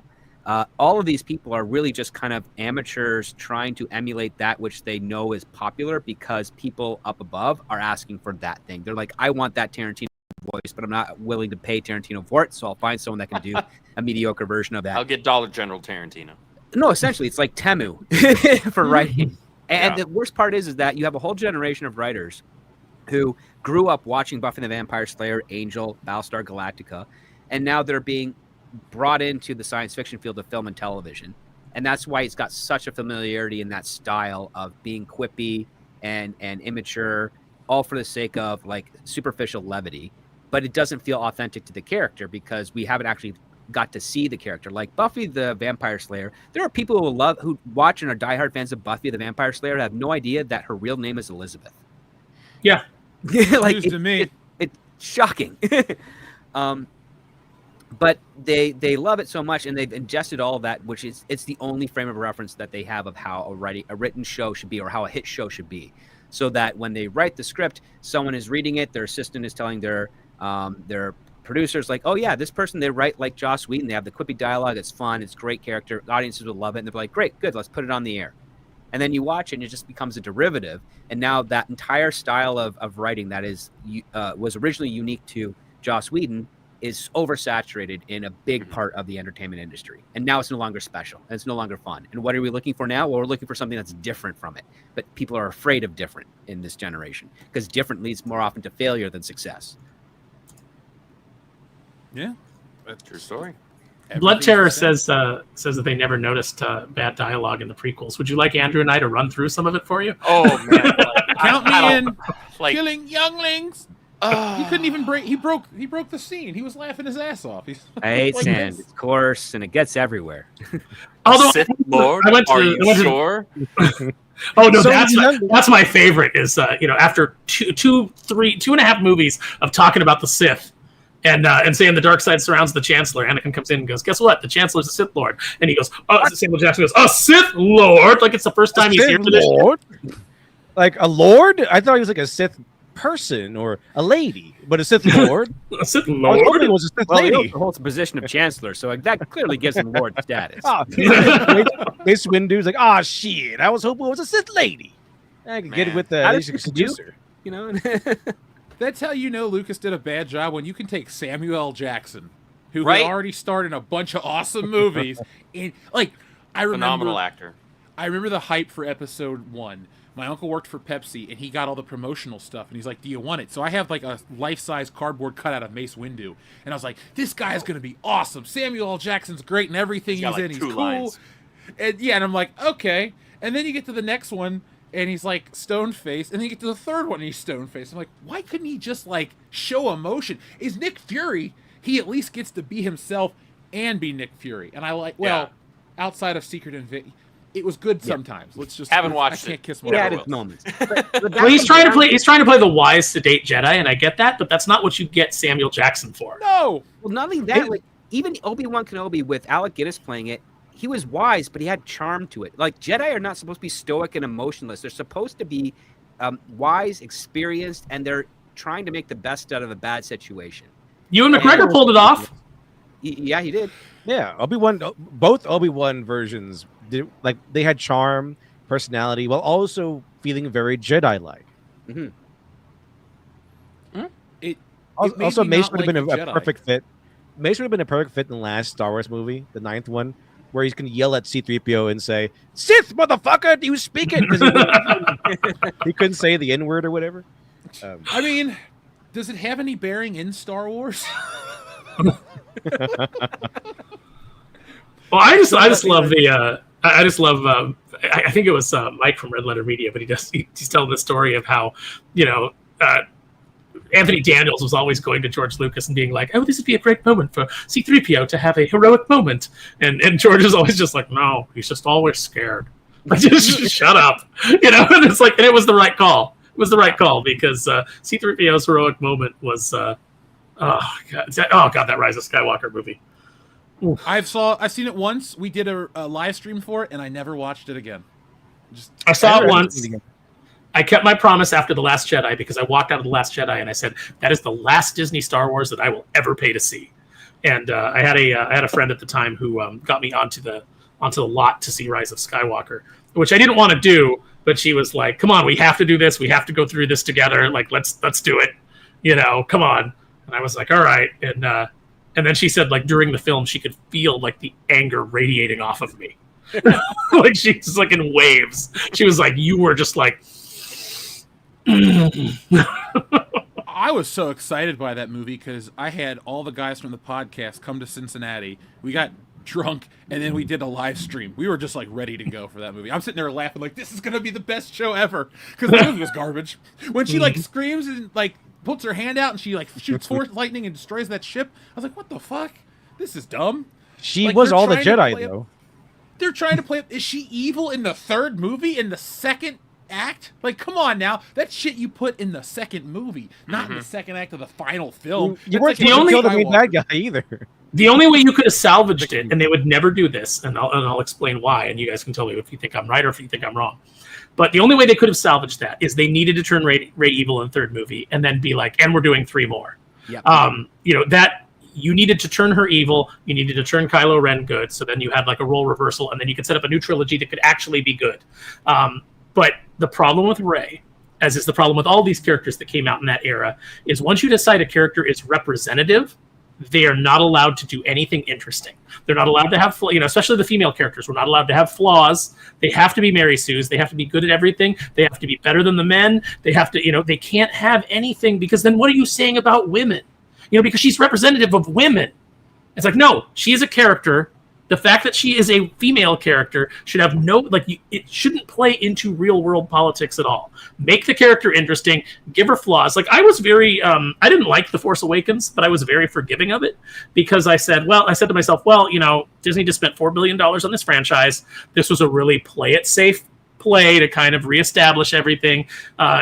Rey's power level is ridiculous, but the second movie is where you're going to do something where she's going to, make a mistake and get somebody killed or have some kind of personal loss, or much like Luke, her hubris is going to get her hand chopped off. Something bad's going to happen that she's going to have to learn from. And then Last Jedi came out, and it was like, nope, none of that. Aaron, correction, she got a scratch in The Last Jedi. She got a scratch. No, she got bonked on that. She got bonked on the head with the lightsaber because it was a funny moment. It was totally inconsistent. She got a lightsaber burn on her arm by her shoulder. That's what happened. Oh, yeah, she learned. Yeah, look at that. Real traumatic. If Disney wanted to redeem people, they should put her in a movie, but they should treat it like Psycho, where they promote that Rey is the star of the film and that all this shit's going to be about Rey, and she dies in the first 8 minutes, and you're just like, what the fuck? And then people, which audiences would cheer for? Yeah. Oh my God. I'm like, yeah, you tricked me. Thank God. I feel something again. What you need into Mortal Kombat Armageddon, where in the first 2 minutes she just gets her neck broken. Oh yeah, Johnny. It really does feel like they were going to make Finn the main character, and they switched it to make Rey the main character, because it would be really interesting to have Finn be the main character, and it feels like he's kind of the sidekick, but we know he's the main character. So Rey is the one that kind of is trying to think that she's going to be the hero, she's going to be the Jedi, but then it's Finn. And then maybe she dies. She's the one that kind of sparks. She gets Fridge. Would be Fridge Rey. It'd be kind of funny. And then she becomes the catalyst for his journey. I wouldn't have. This channel probably wouldn't exist, because if he was the Jedi, I would have been like, okay, I can see, redeemed stormtrooper, now a Jedi. Let's see where this goes. We're just doing Kyle Katarn kind of. Yeah. Without Luke now around. it's just some random girl that's like, well, I live on a desert planet, and I've never seen that in Star Wars. Yeah. Oh, I said Mortal Kombat. I said Mortal Kombat Armageddon, didn't I? Mortal Kombat Annihilation. What was the second movie? Annihilation. Yeah, Annihilation. Yeah. Shout out to you, Marco. Thank you for watching all the way from Switzerland. Hopefully you're Gonna pick up a copy of Stealing Solo 2 because that is gonna be internationally shipped this time, folks. Yeah. So be on the lookout for that. I told you. Can't wait for breaking my records. copy. We got to get the whole world in. You know, America's Let's do great. it. Canada's fine some days. But no, we got to get... we put the world in world-class bullshitters, folks. So be on the lookout for that. But thank you, Marco, for watching all the way in Switzerland. We love your chocolate and your neutrality. That's actually quite funny. But no, let's talk about this Mandalorian trailer before we go off the rails. Like, we have literally talked everything. I was gonna say before we go off the rails, we've already gone off the rails. Like, this is hindsight now. I know it's weird that talking about the Star Wars sequel movies is suddenly more interesting. We found a way to make those movies. Wow. I guess we're dissecting them. Look, I'm gonna have a 10-year anniversary here on the channel for the podcast and stuff, but we'll have a 10-year retrospective on The Force Awakens and what damage it did to not just Star Wars but to entertainment, because it may not be the first legacy sequel that's like a reboot cool or whatever you call it, but damn it, it's the worst one because it did the most damage. But it brought you us, so I guess there's a positive. I think we're gonna have like a 10-year retrospective on this trailer by the time we start the trailer. Yeah. I don't think I could agree more with that. Well, let's talk about the Mandalorian and Grogu. So the trailer dropped yesterday. It's like 2.5 minutes of action scenes, no narrative information outside of they watch a hut and a battle, and then I guess the monsters escape, and then they have to fight the monsters and corral them. And then it's going to be the Baby Yoda show. It looks Din like somehow has the Razor Crest again. I thought that blew up in season 2. It's got a yellow stripe on it, Andrew, which means it's an all-new ship. Oh, well. Which means Hasbro can sell you a whole new one. And look, this is an instance where if it's cool enough, I might be convinced, because I genuinely loved the Razor Crest. I was sad when it blew up in season 2. But then... it was dumb. But then, I had just gotten mine from HasLab. But then he got the modded, like the kitted out, like an engine like jutting out of the front Naboo starfighter, the N1, and I was like, oh, like if there was anything you could do to make me like a ship more, it was this, because the N1 starfighter is actually my favorite single-man starfighter in all of Star Wars. It doesn't make sense for a bounty hunter, though. No, none whatsoever. He can't put people anywhere. It makes zero sense. It just looks cool. But guys, he's no longer a bounty hunter. He's now taken on this baby, and he's a good man.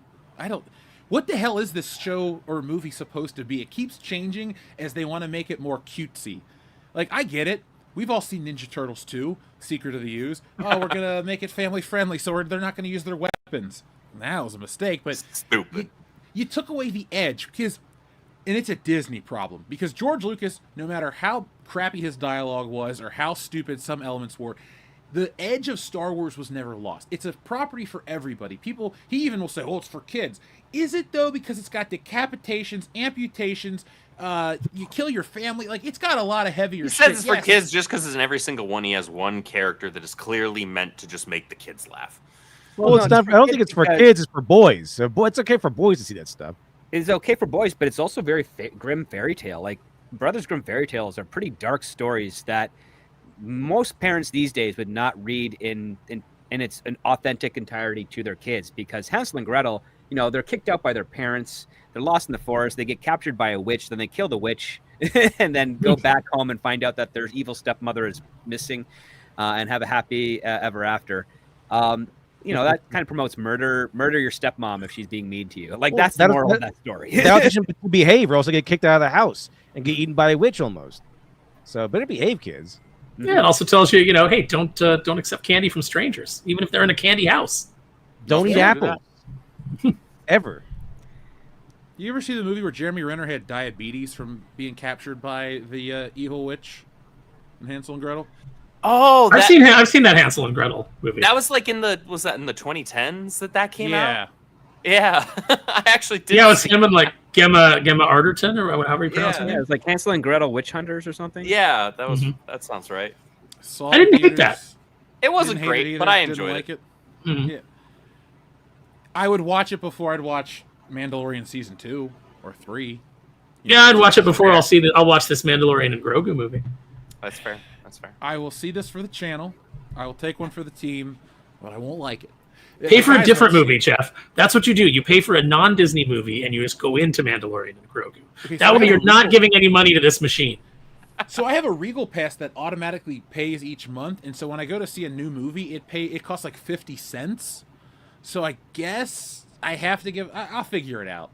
How does that work? I wonder for the movie ticket. Like, how do they split that with the studio when you've got those Regal passes? And I'm curious. I never thought of it, but I've had it for 5 years, and it's been a good value. This is not a commercial, folks. Don't mistake it. When we have real... No, get your Regal sponsorship. Get your sponsorship. I have literally never tried to get a sponsorship. I just was like, yeah, we got the audience. I'll go get sponsorships now. Guys, Jeff wants to tell you about his favorite game, Raid Shadow Legends. Yes, right now, if you sign up by using your cell phone and download the app, you can get 25% off your first DLC purchase by using code WCDS. Yeah, get 20,000 silver. Because if you're gonna play a mobile game, you want it to be world class. That's right. Yes. Or, if not, World of Tanks. So let me tell you about this. Yes. That's my game. I want to sponsor World of Tanks forever. You're gonna be world class. Get World of Tanks, right? Didn't they put the Cobra Hiss tank into World of Tanks? I don't know. I didn't see that commercial. I've never played it. I think they did, and that almost made me sign up. Like that was like I was like, wait a minute, but then I was like, oh no, I want more G.I. Joe content in there before I sign up. You guys like you and the guys over on the 3POA podcast, you're all getting me into liking G.I. Joe. I don't know what it is. Like, I'm a little too young for it to, like, matter. Because when I was little, it wasn't on the air. And there was G.I. Joe Extreme, but nobody really talked about that. And then when I was in college, those shitty movies came out. So it's yeah, like, those are bad. Yeah, dude. The first one just rips off Star Wars. Like, structurally. It's literally Star Wars. I went and saw it in theaters. I was like, now they're going to go fight this giant thing. It's like the Battle of the Death Star. It was terrible. But I digress. Did you like when they blew up the Cobra iceberg and then all the ice started sinking into the ocean? Because that's what ice is famous for, is sinking to the bottom of things. I completely forgot that happened because that's like, what is that? Cowboys and Aliens. It's a movie that I saw, but I don't really remember outside of a couple vague moments. Or Battleship. That was bad too. You guys remember Battleship with Rihanna? Oh, God, yeah. You know what? I'm going to be real with you. My dad and I saw that in theaters, and we were like, this is kind of dumb fun. I'm here for it. I don't hate it. There's legitimately no reason for it to be a Battleship movie.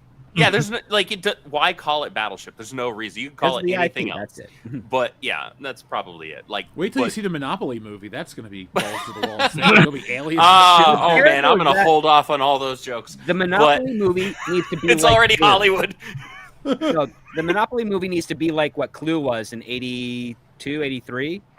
But we're not going to get something like that. You want 6 endings? Well, 3 Can't endings. Be this. Yeah. I love Clue. That's a great movie. I met Christopher Lloyd at Dragon Con, and he was super cool. And everybody was going on about Back to the Future, and my buddy's like, or Nick on the show is like, man, Clue.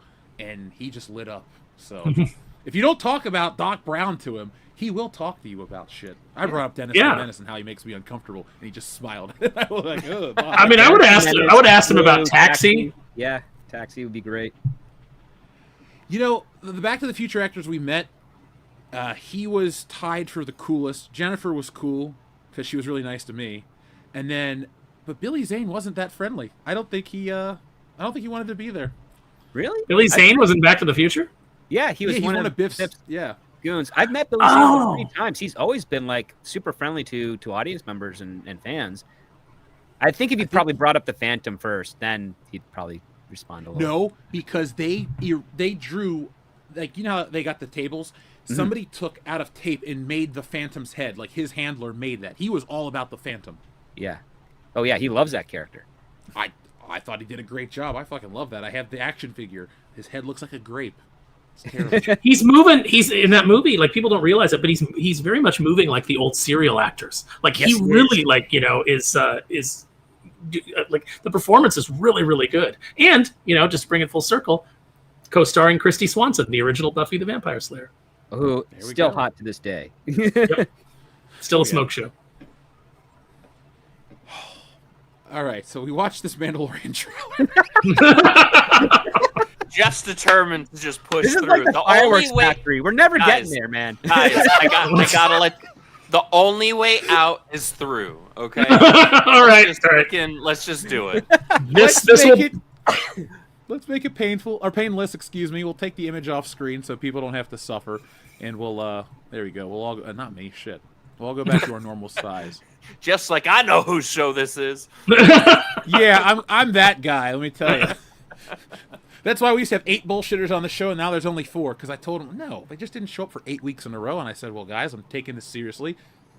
Sorry, that's literally why they left." There you go, folks. There's your inside baseball. All I wanted to ask you guys is, do you think this Mandalorian trailer is going to move, or this movie's going to move the needle at all?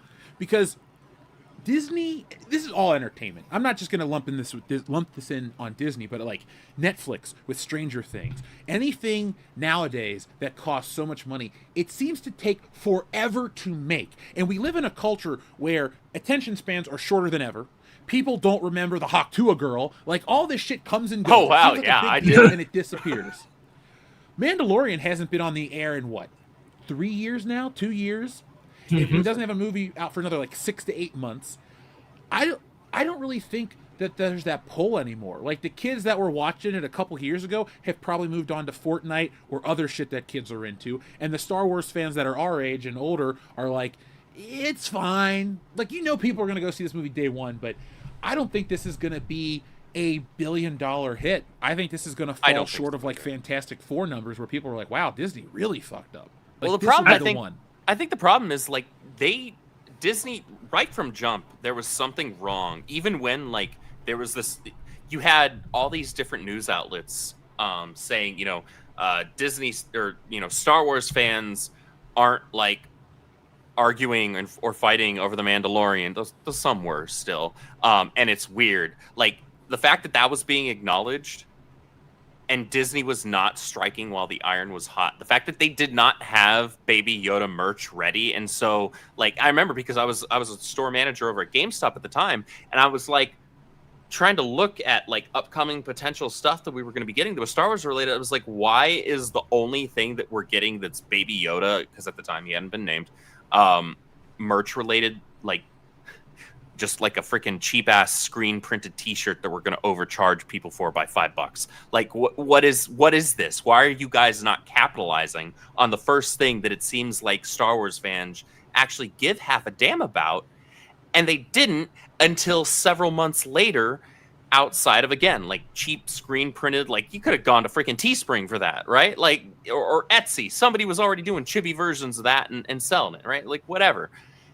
They didn't strike while the iron was hot. And instead of focusing on what actually had the potential, granted they did squander it, but what had the potential to be something that fans could be more or less united over and support and interested, invested in, they chose to just kind of like continue to bifurcate their fan base by saying, hey, we're gonna now announce this spin-off series, and now this spin-off series, and now this spin-off series. Like, how about you try and get one thing right, okay? Can we do that at least? And they didn't, because even though the first season, with 1 or 2 episode variants here, because almost no season of anything is completely perfect. You're going to have something worthy of criticism for sure. But that first season was pretty well received, right? So going into season 2, a lot of Star Wars fans, not all, again, but a lot were like, okay, like I'm kind of here for this. I'm invested. Let's see what they do, right? Like, let's see what Jon Favreau can do. Let's let him cook.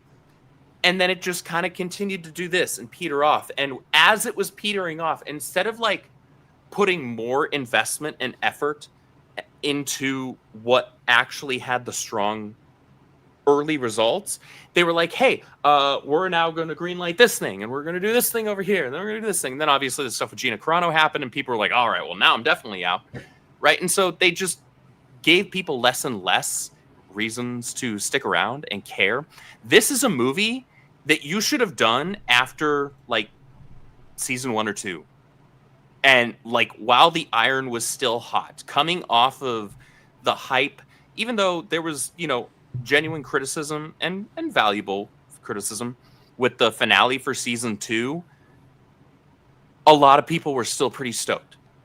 Right? The hype was real.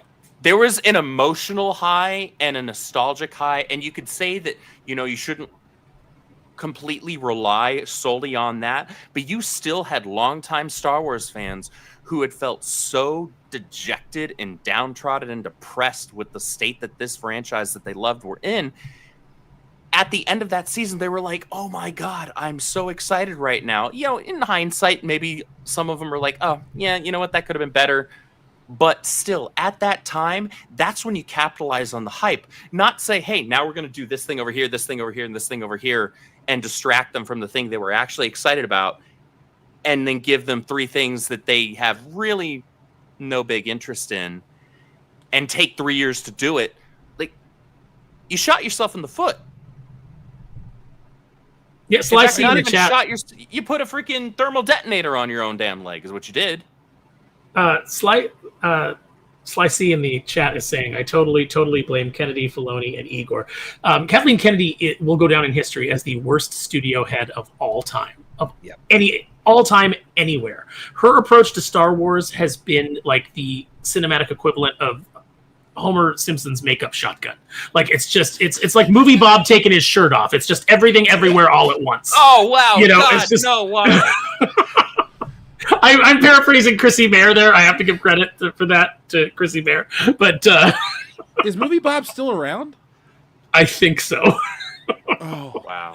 But yeah, it's just she doesn't know what she's doing. She's just greenlighting all kinds of things. The fact that the Acolyte exists is like one of the biggest indicators that she just has no idea what she's doing, and she just hands projects to people, and if they don't get fired, and the project just doesn't go anywhere, then, they churn out something like The Acolyte or Ahsoka. Both of those were terrible. It's really disheartening. And you had something that people were excited about. You actually had some old-time fans that hated the sequels, but were still willing to give things a chance. And you squandered it and you wasted it. And like Andrew said, the merch wasn't out on time. I understand you didn't want the thing to leak, but you didn't have a plan to get the merch out. By the time the merch came out, the demand was already kind of fallen off, and you sold the merch to the people that were still excited about it, but it wasn't enough, and that's why all that shit is at Ollie's now. There was so much Baby Yoda, Grogu merchandise that is just on the shelf. The fact that I can walk into a store now and see Boba Fett figures on clearance, that never happened before. Occasionally Star Wars figures would go clearance, but when George owned it, you would never see a Boba Fett on clearance. Not a character like Boba Fett. You'd see a Spice Noodles on clearance. Yeah. They managed to damage characters that people adored. Like the Kenobi show should have been the easiest thing in the world to be successful with. Mm-hmm. You have the novel already. Just do a pared down version of that. Oh no, you can't pay the writer of the novel and pay the other writer to adapt the novel. No, you're paying 2 writers for the price of 1 show. You can't do that. Like, Kathleen Kennedy's strengths have never been on the creative side. She's always been the reason she was the producer that she is, prior to getting the head of Star Wars at Lucasfilm, is she was a good problem solver and negotiator. Now, there are always some people out there saying, well, she worked for some of the best directors in the world. All she had to do is call up a person and say, hey, I'm working for George Lucas, or I'm working for Bob Zemeckis or something. Please give me what I want. No, that you mention a name like Steven Spielberg as a production company to anyone for a location, they're going to basically screw you out as much money as possible because they know it's a Steven Spielberg film. You've got to be able to negotiate against that to say, I need this done this way for this price. And Kathleen Kennedy was really good at that. She's also really good at help mitigating actors, especially in the rumored story of when Harrison Ford was sick and he ended up shooting the guy who spent all that time choreographing the fight for Raiders of the Lost Ark. Well, someone had to tell that actor, hey, this is how we're doing the scene now. I'm very sorry for, you're not going to be able to shine up as much, but however, it's still going to be a memorable scene. Kathleen Kennedy was of the type that was able to do that. But the thing is, Kathleen Kennedy had no taste. And that's something you need when you're a studio head. You have to have a sense of taste and understanding of what captivates a general audience, because lots of people in studio heads know how to captivate a niche audience. It's very easy. They broadcast exactly what they want. Yeah. But when you're dealing with a franchise film, you don't just capitulate to the niche. You're like, this is a franchise film because it captivated the broadest audience possible. You have your intense fans, which are niche, which are great, and you want to make sure you satisfy them, but you don't satisfy them by giving them what they want, you give them by what they need. And what do they need? Well, they need to have that same feeling they got when they saw the very first entry of this story that got their fandom in. That's the need you have to fulfill. That's why Star Wars and Empire are complementary films that are vastly different from each other. It's not a repeat of the first Star Wars film at all. Return of the Jedi, kind of a repeat of the first Star Wars film. That's why it's as good as it can be for a lot of people. It doesn't really have that same wow moment factor that Star Wars and Empire has in comparison. And that's because George Lucas is kind of giving fans what he thinks they want, while also trying to, wrap up a story that that as he was making up along the way, he thought he was going to be doing Star Wars movies every couple of years. But after his divorce, and after basically seeing I need time to spend with my kids, I am wrapping up everything with Jedi now, so I can at least go into like the background of being a producer, raise my kids, and maybe I'll entertain the idea of maybe going back into directing or being an editor or being a more prominent producer in the future. He didn't know at that time. And that's why Jedi is the way it is. That's why it's ghost directed by George Lucas. And that's why the one of the set pieces is a big sandy vagina in the desert. It's because he was going through a divorce. Yeah, everything is all dried up. Yeah, Message. They're still throwing people into the suffering for 10,000 years. What do you do though to make Return of the Jedi better? Like that's probably a topic. You give Han we are not talking about Mandalorian and Grogu. We are avoiding it at all costs. Man. What you do to make Jedi better is you give Han Solo and Leia a story, because they don't have a story in Return of the Jedi. No. And the story that you give is that Han Solo is like, where is my place going to be if the rebels win this battle with the Emperor?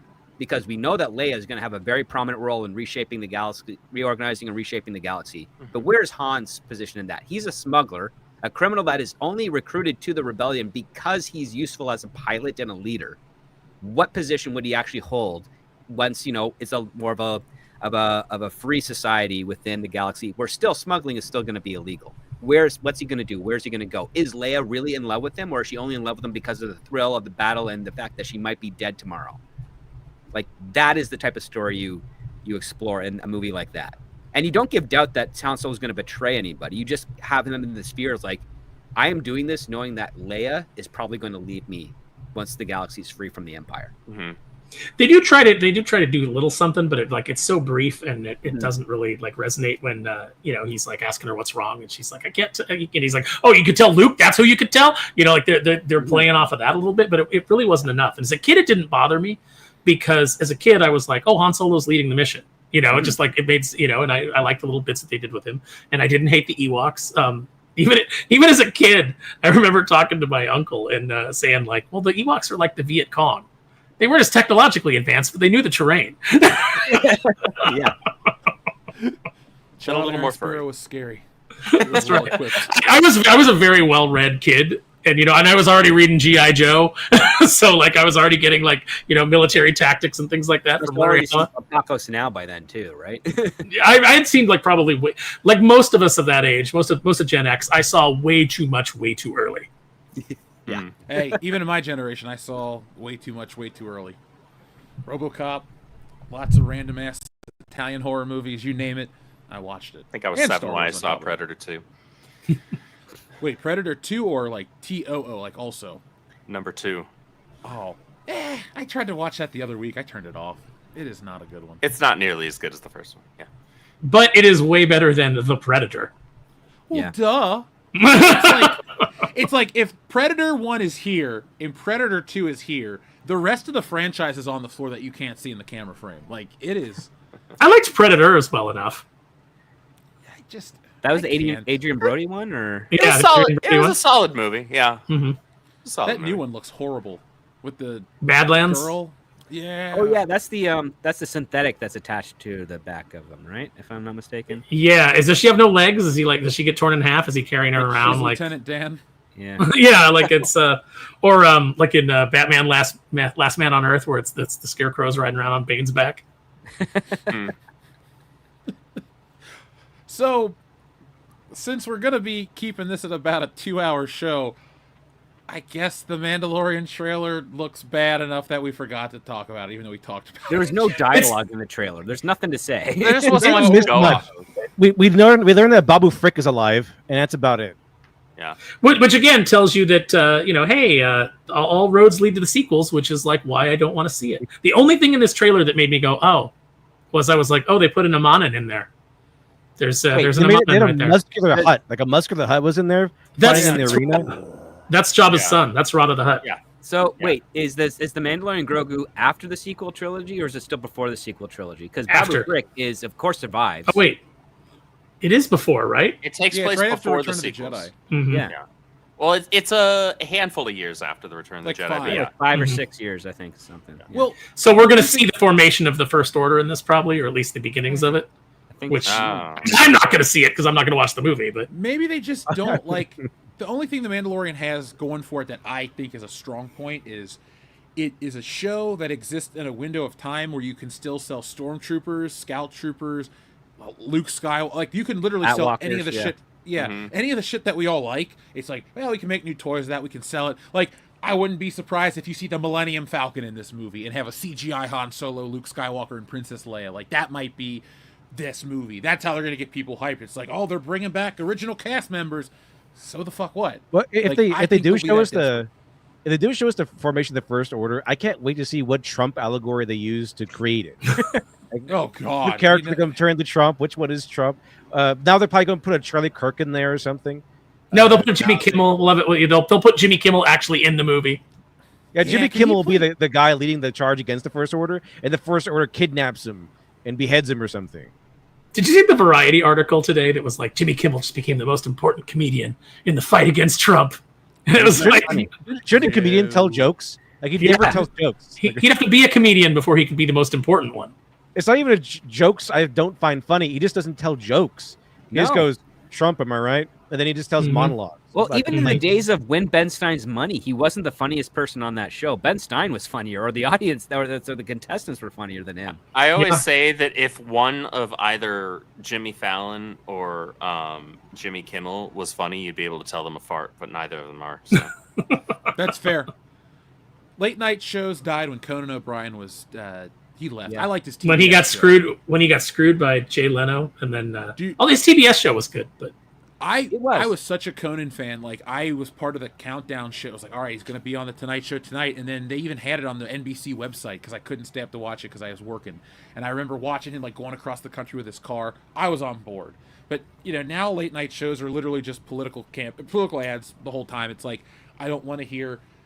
Here's the thing. I always want to hear in real life differing opinions. I want to have conversations and dialogues. That's one thing.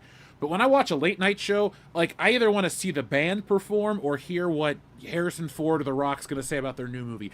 I do not want to hear some shitty comedian try to make political jokes. And like, you're not Johnny Carson, dude. You're not even Jay Leno good. Like, he just sucks. And funny thing is, he's still taken off in so many different markets. Like around here, I don't think they're showing Jimmy Kimmel because of the Sinclair deal. yeah, it's great. Yeah, Hope was Stand strong. episodes of Columbo. That's a great show. Columbus. I would totally watch, or even Kolchak the Night Stalker. Put that on. We'll watch that. I have those I comic think books and the there's another network. There's Sinclair Network. Another network just joined Sinclair Network and not Next showing Star. Jimmy Kimmel. Next Yeah, year. that's what it was. That's what it was. But yeah. the thing is, Biggest the ones, other right? affiliates in the area that have not joined the boycott, that also didn't have the license to air Jimmy Kimmel, they can now get that license right now, immediately. Mhm.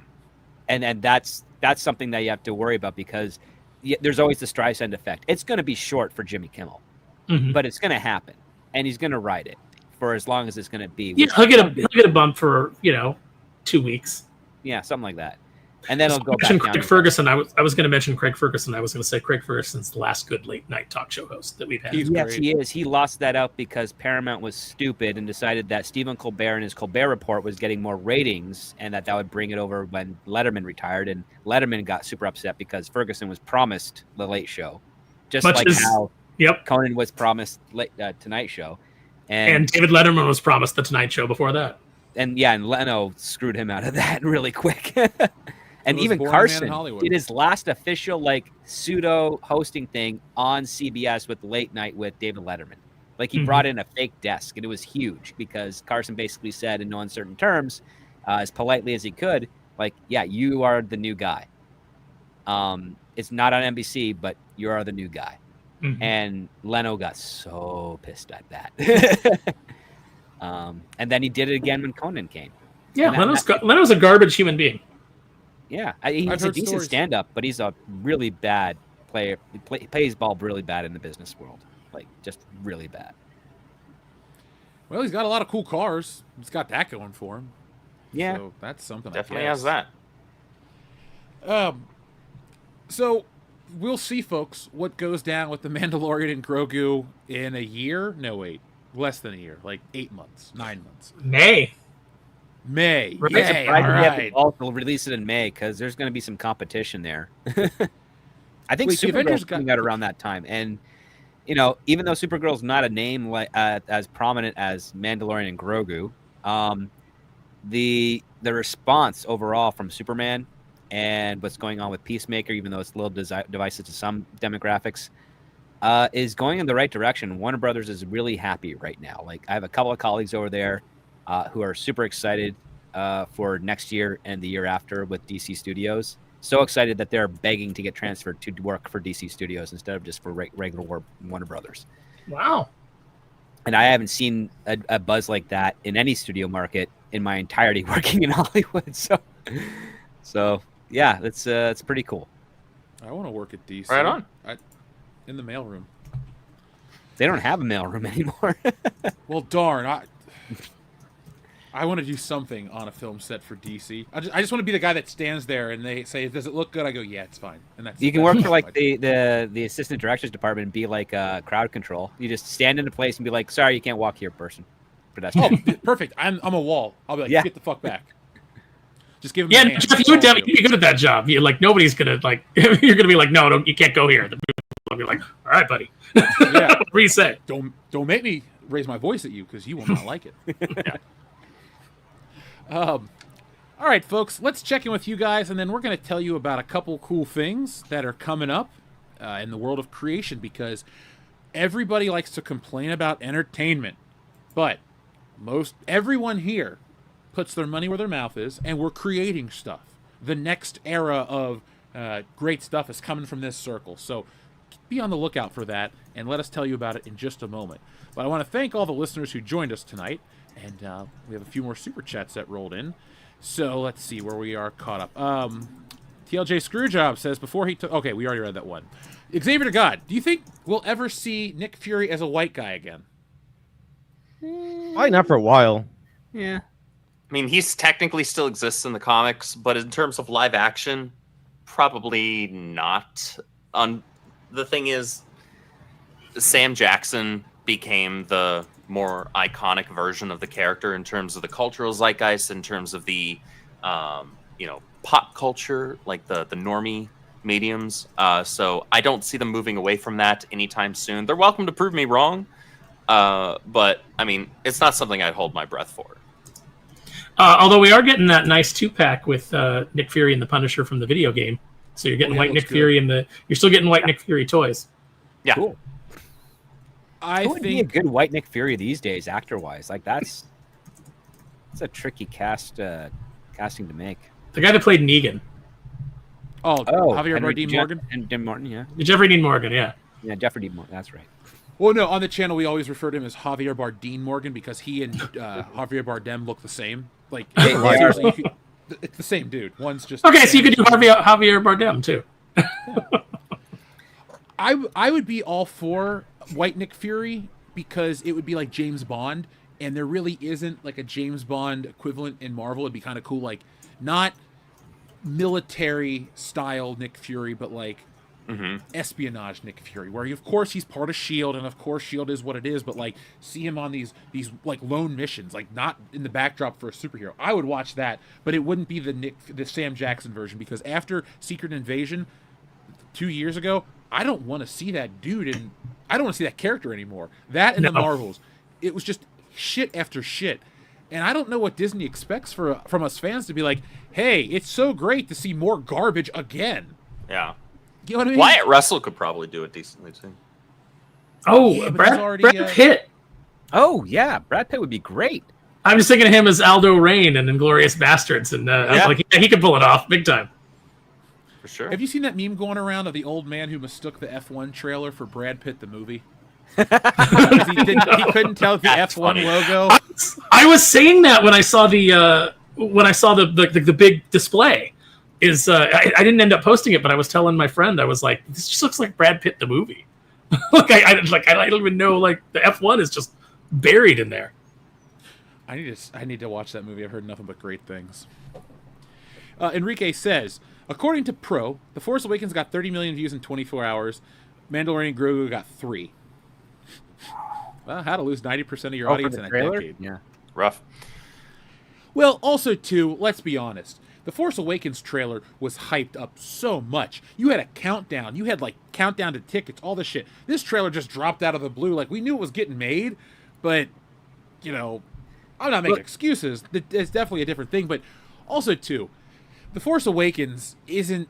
It can't really be compared because it's the return of Harrison Ford and Mark Hamill and Carrie Fisher. Yeah. It was 10 years of anticipation for a Star Wars film, 30 years of anticipation for the original cast coming back. You are always going to be guaranteed minimum 25 million views for that trailer. The brand wasn't tainted. Star Wars was still, the Star Wars was still riding high.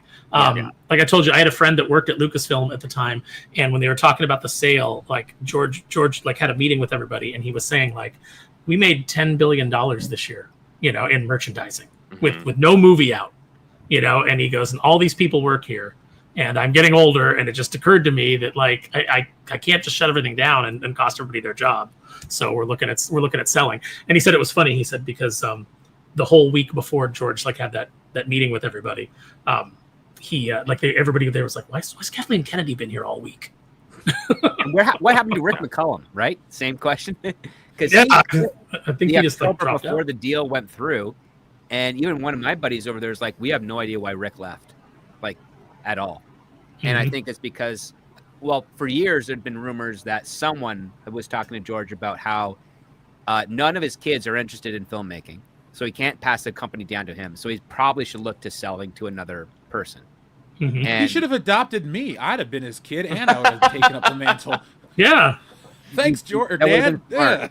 But I mean, the scuttlebutt was that there's some producer that's talking George up about trying to convince him to sell, and I always had this theory that it was Kathleen Kennedy because she's been good friends with Bob Iger, and Iger's also been decent friends with Lucas because Iger helped with the ABC contract for the Young Indiana Jones Chronicles back in the day, and I think there was a coordinated effort between Iger and Kathleen to literally convince George to sell his company so that they could take it over, and they made a great argument because, like, George is big on family. Disney is advertised as a family company, but every person I know in Hollywood, and even before I got into the industry, my family never trusted the Disney Corporation.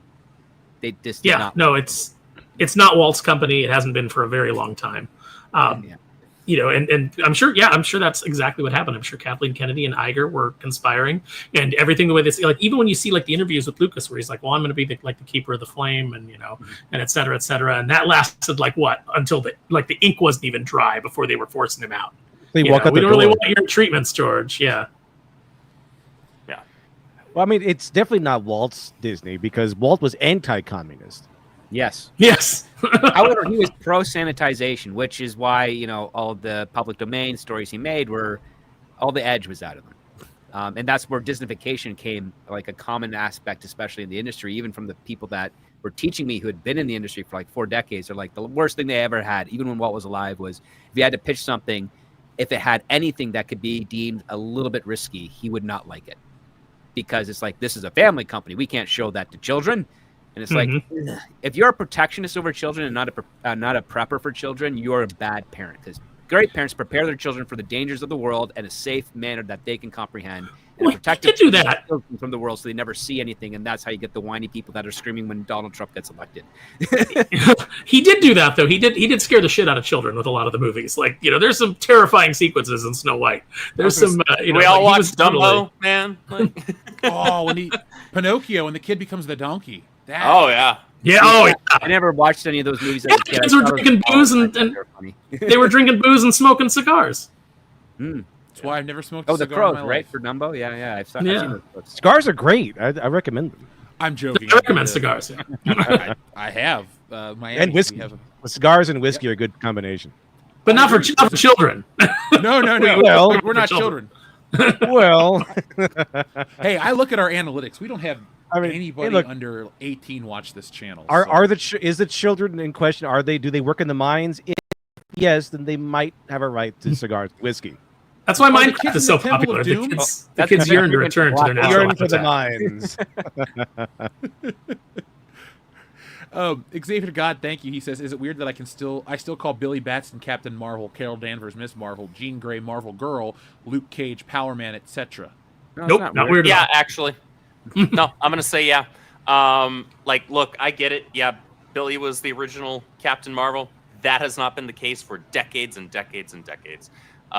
So I'll take 15 years ago. I'll take Marvel as my Captain Marvel. Carol Danvers, however, I will agree with you. She is Miss Marvel. Jean Grey. Look, man, I don't know what to tell you. Luke I Cage. still I guess think- if you I still want to call call Jean- Luke Cage Power Man, fine, I guess. But I Hey, the I new think figure he's, calls him Power his, Man. his name is just badass on its own. Luke Cage is a dope name. I don't think you need much of a name outside of that. That's me. Johnny Blaze is a cool name, but we still call him Yeah, Ghost it is. Rider. Yeah. It is. Yeah, they're both No, awesome. absolutely is. Call me Nighthawk. Xavier to God, I know you're younger than I am, and Jean Grey hasn't been called Marvel Girl ever in our lifetimes. Like, I still call her that though.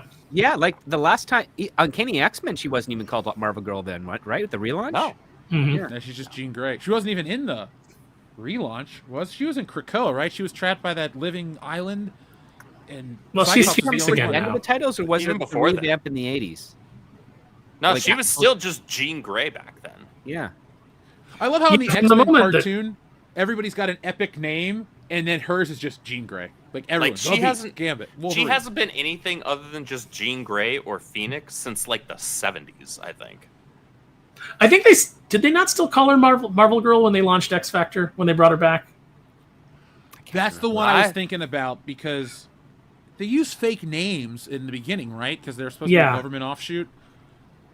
I think I it was when believe that when you X hit Factor when you hit like the Jim Lee kind of stuff, like when they reformed the team and they had the blue and the gold. I think they started calling her Jean Grey because they couldn't decide on a new name for her, and they were like, well, she can't be Marvel Girl because she's a woman now, and like those conversations were already starting to happen. You know, and then they didn't like the name Marvel Woman, like doing, you know, go from Invisible Girl to Invisible Woman. They didn't want to do Marvel that. Woman's So just a terrible name. It's like Yeah, it just doesn't roll off the tongue.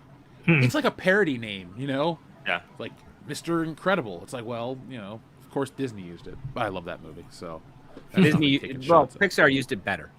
Remember, Yeah. Pixar was still, Pixar's complicated because it was still independent, but it had a distribution deal with Disney, and then Disney later acquired it wholesale. And their movies aren't anything worthwhile to me anymore. I know I'm older, but it used to be that like some of those classic Pixar films appealed to adults and kids alike. But Yeah, they're that. Almost. Look at I that haven't top Pixar teams at Skydance right now for their animation department. So we're seeing, cross fingers, they're cooking up something good. I went and saw Up without knowing anything about it, just because it was a Pixar Oh, film. I was no. like, at that point, I was like, no, like I was like, Pixar films are good.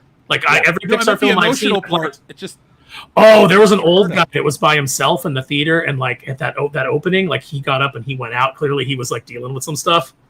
Like when they did the whole like death of Ellie at the beginning, like he got up and you could tell he was like it hit him, and he like walked out. And I remember saying to my friend, like, I can't believe that they did like a miscarriage and a death like in the first 5 minutes. Like Pixar's not even messing around this time. They're just going straight Kali Ma and like pulling Ram and just pulling your heart right out at the beginning.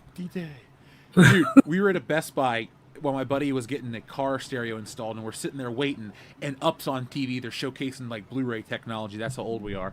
And me and my friend were watching it. We're like, what the hell is this? Like, we were so taken aback by that, and we just like got up and walked around because we weren't prepared for that one. It was, but It's Always Sunny in Philadelphia did a great parody of it. So if you guys need to see that, here you go. That was hilarious. Yeah, just Charlie got his good ending, technically. Yep. I don't want anybody all in he that wanted. show to have a good ending. They're all dog water people. Yeah. The show should have ended about It's just 6 seasons ago because they had the perfect ending where all the characters, like Dennis went off and had a kid, and the characters all reverted back to their natural form. And for me, like a sitcom and shit, people need to just get back to their original form where you found them, and then the show should end because it comes cyclical.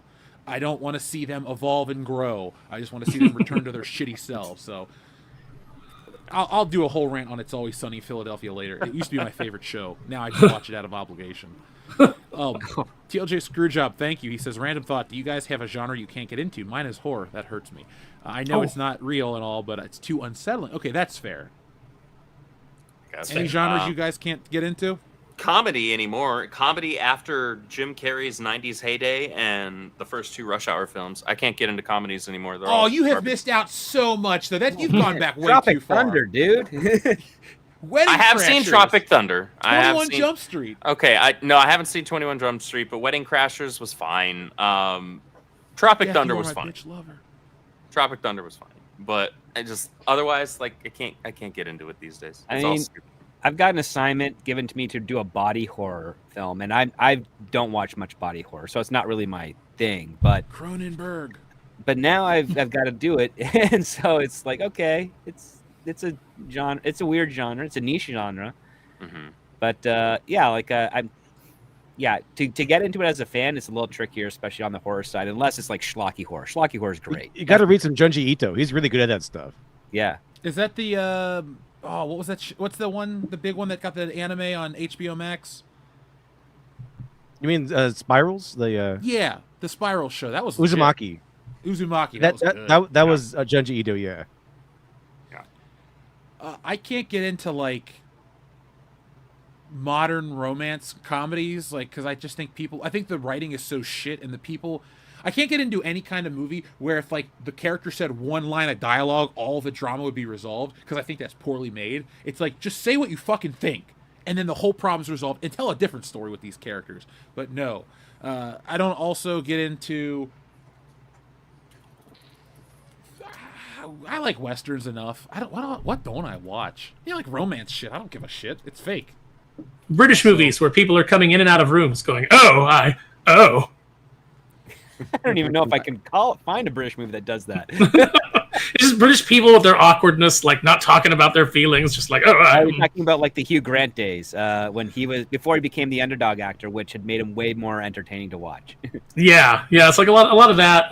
Just a lot of people like your Downton Abbeys, no interest to me. No, British period I was bought pieces. a Downton Abbey popcorn bucket though, because at Batman Forever they had a clearance of all these popcorn buckets. And I bought Megan, I bought Jaws 50th, and I bought Mission Impossible. So what was the Downton Abbey popcorn bucket? What was the theme? The building that they live in, or whatever. I've never watched the show, but whatever that building is, they had a pillow and they had a popcorn bucket. Yeah. Oh, that's what that is. That's down. We have a running joke about Downtown Abbey, how she's a whore, but we don't talk about that. TLJ Screwjob also says the important thing to respect is these characters and to make sure that they continue to live on the way that you, George, envision them. Kathleen Kennedy. That lasted 0 seconds. That was bullshit. Yeah. The lie detector determined that was a lie. Thank you, TLJ Screwjob. We need a Maury Povich button on this channel. I'm writing it down. I run the channel. How the fuck am I telling you guys? I was going to say, I was like, you're the one that makes those, dude. Are we in operations right now? Yeah. It's my first Tuesday back in a while. Normally I'm drawing books or watching reruns. Fair enough. Thank you. Xavier to God says, which do you prefer for Magneto? Magnus, Max, or Eric? I prefer Eric Lensher, but I'm okay with the Max Eisenhart. I think Tyrone Magnus. Okay, play him as Magneto. Definitely not the same character. I like Eric Lensher, but I like the alias of Magnus. Yeah. I'm weird, Xavier to God. I don't refer to fictional superhero characters as their character name. I only call them it's Wolverine. I don't call him James Howlett. I don't call Cyclops anything but Cyclops or Gambit. Because my buddy Joel used to talk about these characters like they were fucking real. And I thought it was so bizarre how he, this was early 2000s, 08, 09. And he's going on about his friend. It sounds like he's talking about his friends Dick and Jean and Scott. I'm like, who the fuck are you talking about? He's like, the X-Men. I'm like, just call them by their character names. Nobody, if you start talking about Scott, I think you're talking about your friend Scott, which I don't, cool, whatever. So I have a weird thing. And also, Fair enough. if I'm talking about, characters and their like alter egos, like I will say Peter Parker or Bruce Wayne or Clark Kent. I never call them by first names because it's too familiar sounding. Oh yeah, I'm never going gonna refer to Magneto as Eric. Like I'm gonna say Magneto or Eric Lensher. I'm not gonna say Eric, because just to your point, that sounds like I'm just talking like about my buddy Eric or my boss Eric, right? Like that's what I was gonna say. Right? Like the confusion is easy to understand, right? So at that point, you're just like, what are we doing here? Right? Andrew's like, yeah, no, and then Eric sank a whole submarine full of Russian soldiers. And people, Eric did. Some people might accuse him of doing exactly that, but it's the internet. Yeah, there'll be a whole 6-hour trash cast on it. Yeah. Is he the reason there's a dark side of the moon and that we've never been there? He is, but that's only because he's black. Thank you. Okay, so we are all caught up with the audience and everything. Sorry, I'm just letting that one ruminate for a minute. That was a good one. I missed this show. I did too. I missed you No, all. Batman. Well, I'm not a secret Downton Abbey fan. I literally I like British shows. Like I'll watch Keeping Up Appearances or Are You Being Served or Monty Python. Time After Time. No, not Time After Time. As Time Goes By. Excuse me. As time goes Mr. by. Bean. One Foot in the Grave is a good one. I will add that to my list. I have the Fawlty Towers box set in my living room. Like I love British comedy, but Downton Abbey, I really just I don't know what it's too about. British and not enough comedy. I watched the Great British Baking Show with my mom. I'm not embarrassed to say that. That's as British as it gets. But did you buy the comic, The High Republic Great Bake Off? Did you buy that? Is that where we got to see that is a real comic that Marvel published because Star Wars has been taken over by the same people that are taking over tabletop gaming and making Dungeons and Dragons about prom. They had a Bake Off comic. Don't worry, Aaron. One of my other business ventures is a game, and we are not bringing prom night and any of that bullshit into our board game. Or it's not a board game, it's a tabletop card game. So it's about drinking. But guys, we're not talking about projects that are 2 years off. We're talking about stuff that is coming up now or soon to be available. So I told you guys about Stealing Solo 2. I'll tell you a little more about it after everyone goes because, we have wonderful things to talk about. So I have dropped links for Aaron's project as well as Andrew's book over at the Rippaverse. Literature Devil, do you have a link I can drop in the chat so I can share these? Oh, yeah, 1 second here. Let me put. While you're getting that, Aaron, would you care to tell us about Kneel Before Doomface? Yeah. Kneel Before Doom. Oh, he's frozen there. He's frozen. He's frozen with excitement. He'll probably catch up in a second. You know what? Frozen Aaron reminds me of the Admiral Chuck in Goldeneye when James Bond finds his body and he just falls out and smiles. He looks so delightful there too. He's just sitting there. He's got a smile on his face. I dropped him. No, he'll be back. All right, Andrew. Yeah. Why don't you go ahead, sir? All right, guys. For those of you who are not familiar with the Reverse, we are an independent comic book company, and we are trying to build out our own expanding universe. So think very early years of Marvel or DC, when they're laying the groundwork. They're just coming up with these characters, just introducing these stories in those locales. One of my favorite projects that we do over there is called our Ripazine. I did come up with that name. I will take credit for that. I love it. It's kind of on the nose and it's fun. It's kind of meant to be a throwback to the old Wizard magazine days. But my favorite part about it is that every single issue we have a 10 to 16 page short story that introduces, it's kind of, you can kind of think of it as like a pilot episode for a proposed new character, proposed new series. And issue number 5, which is now available to pre-order, is where it actually has my short story debut. The short story is called Blue Shift Tryouts. The character's name is Zephyr Arland. He is a young teenage except. That's what we call our metahumans or our superpowered beings in our universe. And it's his first day being allowed to attend a normal school. He was born with special abilities. He has the gift of super speed. Anybody that knows me knows that the speedster archetype is my favorite superpower archetype. My favorite hero archetype, however, is the character that's got the heart of gold. Guys like your Supermans, right? But also mixed with your everyman. So there's some Peter Parker in there. And this story was a lot of fun to create. I actually designed the character myself. And because we crossed over 50,000 in pre-order sales, I will reveal on our closeout stream at least the original head sketch that I did for the character while I was trying to work out the design. Have you sent me that? I don't know if I've showed you that one. You're like one of the only people that's seen the full Andrew sketch that's like the actual design. It was good too. I told you, man. If you wanted to pursue it as an artist, you could. You got the anatomy down. I know you could do the storytelling. Don't sell yourself short. You're good. Was that at the this, black too. and white one you showed us like a couple months ago?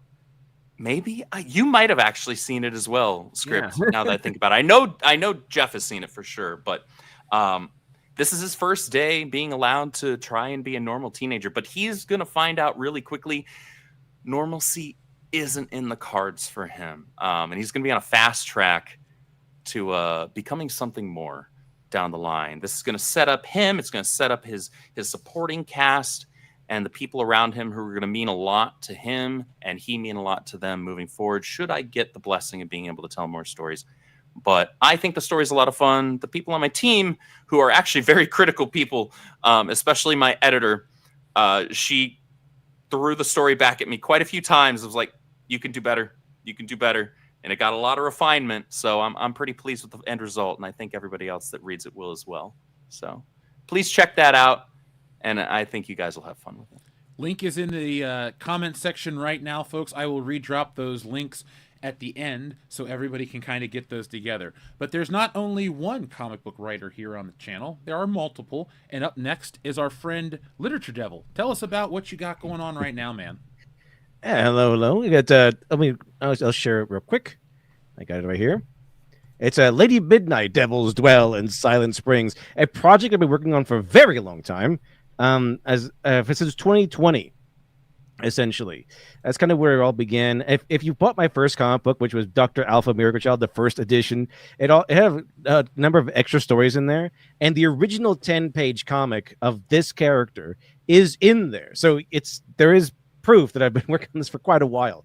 Although it's gone through a lot of changes, a lot of rewrites, a lot of refinements and everything. And then for the current script, I finally brought it to life.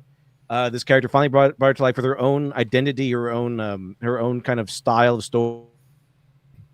At first, it was kind of like a Constantine sort of thing. You know, she goes off and fights supernatural bad guys with magic. And it's kind of like that. But I refined it more and more and more over the course of the 5 years. And I decided to take the more difficult road when it came down to this, which is why this current script took me 8 months to do, because it is an actual mystery, like a Sherlock Holmes, Agatha Christie style mystery. I kind of binge read a lot of Agatha Christie, a lot of Sherlock Holmes. Well, reread a lot of Sherlock Holmes because I was more of a Holmesian than an Agatha Christie fan, an Hercule Poirot fan. But I do like Hercule Poirot now. I do have some stories under my belt of Hercule Poirot. But so I got a lot of those. Went over Columbo. You know, did a lot of. I even started trying to read Lord Peter Wimsey, which is another detective. But it has very rooted in mystery, very strong mystery. So you will have clues. I'll explain the magic to you. It's cult detective. So I explain the magic to you, explain how things work, so you can kind of be following along with the detective as she tries to solve the supernatural murder mystery of one of the most powerful people in the city. So I do also have a trailer here, if you want to see that one. Let's see. As long as it's got the appropriate music, play it. Yeah, it's all copyright free and everything. It's about a minute long. Cool. Let's see. Began with the suicide of Charles Blackwell, then the Rhineswan family massacre. 3 generations painfully passing from this world, crying the same crimson tears Blackwell had. After that, the media finally gave their murderer a name: the Red Crier Killer. But despite it all, evil can be conquered. If you ever find yourself lost in the dark, I'll lead you home. If your heart is gripped by fear, I'll comfort you. If justice eludes you, I'll find it. So sleep well, Orb City. And while you dream, I'll keep the monsters away.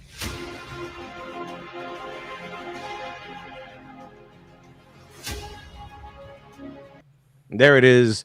Lady Midnight Devil Dwells in Silent Springs. So it's a pretty interesting story, a lot of background, a lot of lore in this world. So, but I could put it all in here. This is his first story, but I'm really hoping this book can get funded, mainly because there's so much more story to tell in this world. So many more mysteries. I already have like 2 and 3 kind of planned out. In fact, One of the stretch goals is actually if there's a new piece of art that I will add to every order that kind of gives you a preview into the second story.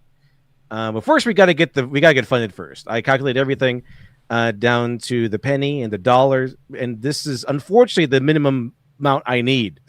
This was 25,000. Art is expensive. Making comic books is expensive. It is. So this is production of the art. This is getting all the supplies, shipping, printing, all taxes, all that stuff. It piles up. So I went all out on this. We got a nice looking campaign here thanks to my artist. I got editor. I got professional letter. Everything. Got all. We all put our all into this book, into the story, because we all believe in it. It also has some commentary in this. I do like commentary. Basically, the groundwork of her backstory is a woman who has been was indoctrinated into feminism and is kind of like who has broken free of that and has turned a new leaf and trying to not really win over anybody, but make up for her past mistakes, that sort of thing. So she was raised by a witch coven, and so she was able to eventually walk away from it. And now trying to right her wrongs and make up for everything. So that's kind of where it is. There's a lot of lore, a lot of supernatural magic in there. The baselines of the magic I used was D&D. It was actually D&D. I took that because it was such a great grounded magical system because it had to operate in a game fashion. And so I took that and I fleshed it out and I refined it so that it is kind of familiar to D&D players, but a little bit different, a little bit more it adheres to the rules of this world, things like that. So we had District 25% funded, and there it is: supernatural murder mystery, occult detective, Lady Midnight, devils dwell in Silent Springs. So when Lady Midnight escaped feminism, was she a very fat woman and then had to lose weight over the course of her transformation? Fortunately not. She was Lord Almighty. That's why she didn't really fit in. Well, if she was fat, she wouldn't fit into anything. That's true. There's that. I mean, Lizzo had clothing. We saw that great butt shot in the trailer. I mean, that takes work. So yeah, a lot of work. Yeah, squats and running. Yeah, a lot of fighting. She's actually fighting a revenant in this scene, and so she's pulling out a gun. She's pulling out a gun there. She's fighting a revenant in the scene, which revenants kind of work off the rules of like Jason Voorhees and Michael Myers. That they're really hard to stop. They're really hard to fight. Also, I specified to my artist that she's using specifically a Cult 1911. There's lore and backstory behind that too.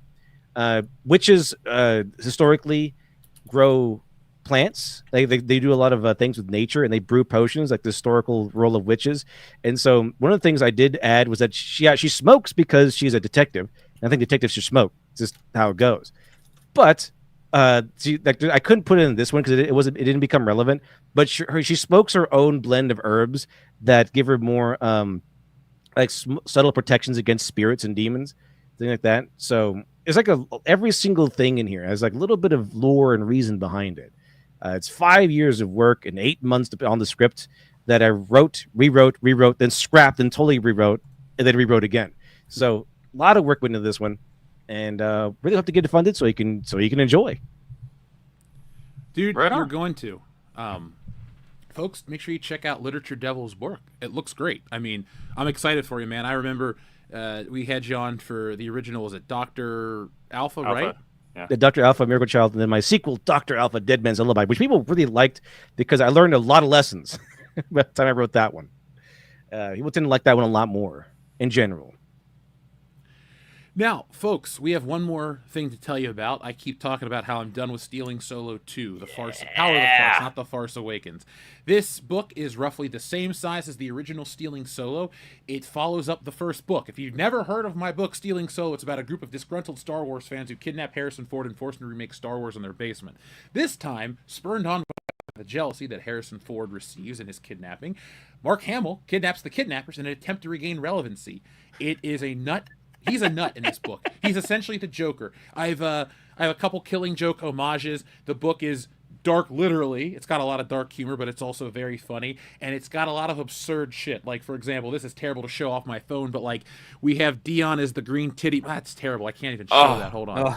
Green titty monster. Let's see if that'll show up better. No, God, it's in full color too. But that's show nightmare fuel.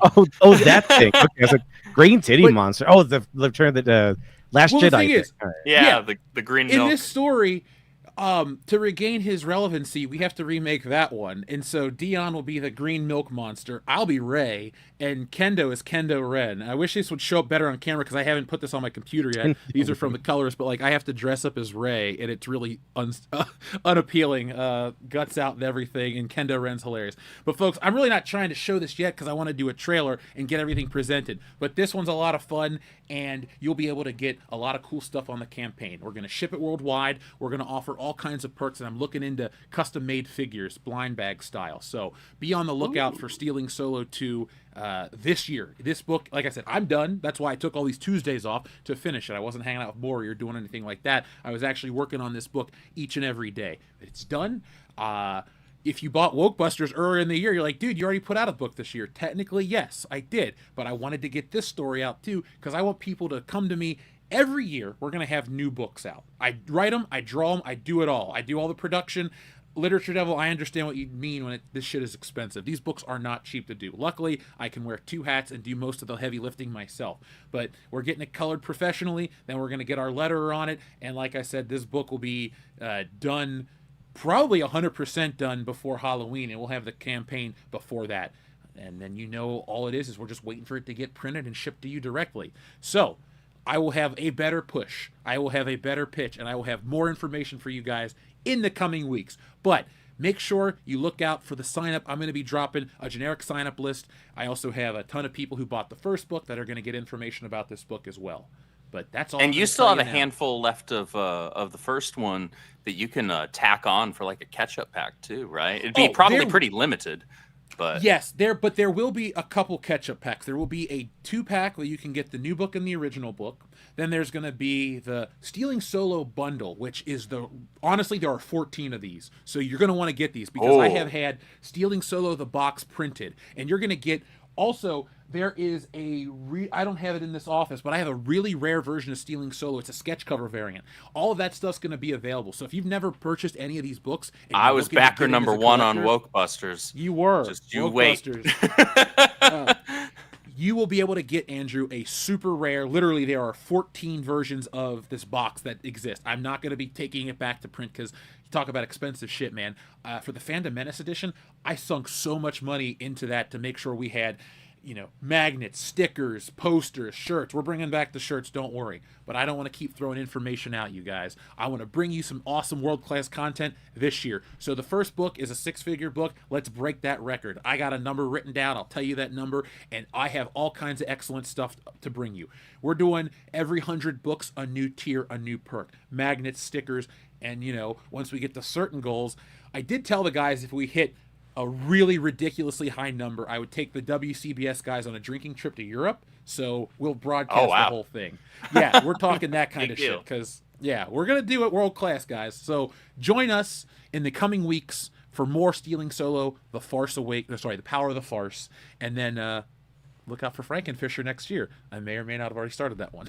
So, there will be autograph tiers this time, Adama. Don't worry. Everything that you love about campaigns, I've been doing the research. I'm not just throwing shit at the wall to see what sticks. I have gone back and looked at everything we sold from every campaign, and I figured the audience likes this, the audience likes that, and they want more of that. So we're here to please. That's what we always do here on WCBS. So Cosmic Vader, you want that Euro trip? I did tell the guys I'd take them to Amsterdam. All you got to do is help us get that out there. And even if you back it once or twice, and we always appreciate that, sharing helps. That's the one thing nobody remembers, is sharing helps big time. Share our video, share the stream, and we can reach the world. But, folks, ScriptDoctor, when's your next novel coming out? I'll have to make something up on the fly here. But yeah, I'll do a Flash Gordon parody. Where what happens to Flash Gordon when he makes it into middle age and he's no longer the greatest hero in the universe. He's trying to relive his days of glory, traveling around. Do you want to make that? What's that? Like, do you really want to make that? Yeah, I actually have some really interesting stories, and I can cross it over with some other famous sci-fi titles. I could then rewrite the names for parody purposes, and it would be pretty good because I have a very dark story about what happened to the Robinson family from Lost in Space. Just saying, man, if you ever want to work on something like that, hit me up. I have the time right now, and I'd love to do it. Yeah, I'll whip something up and I'll send it to you. That could be pretty entertaining.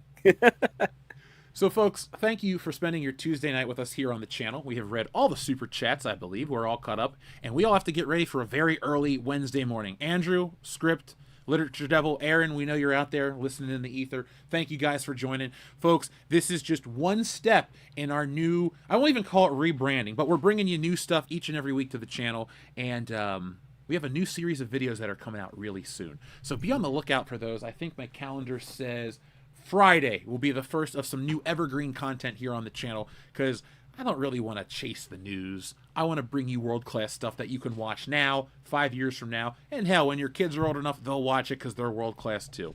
Their parents have good taste. But until next time, folks, thank you for watching. Be smart, be safe, be cool, but always be excellent to each other. .com.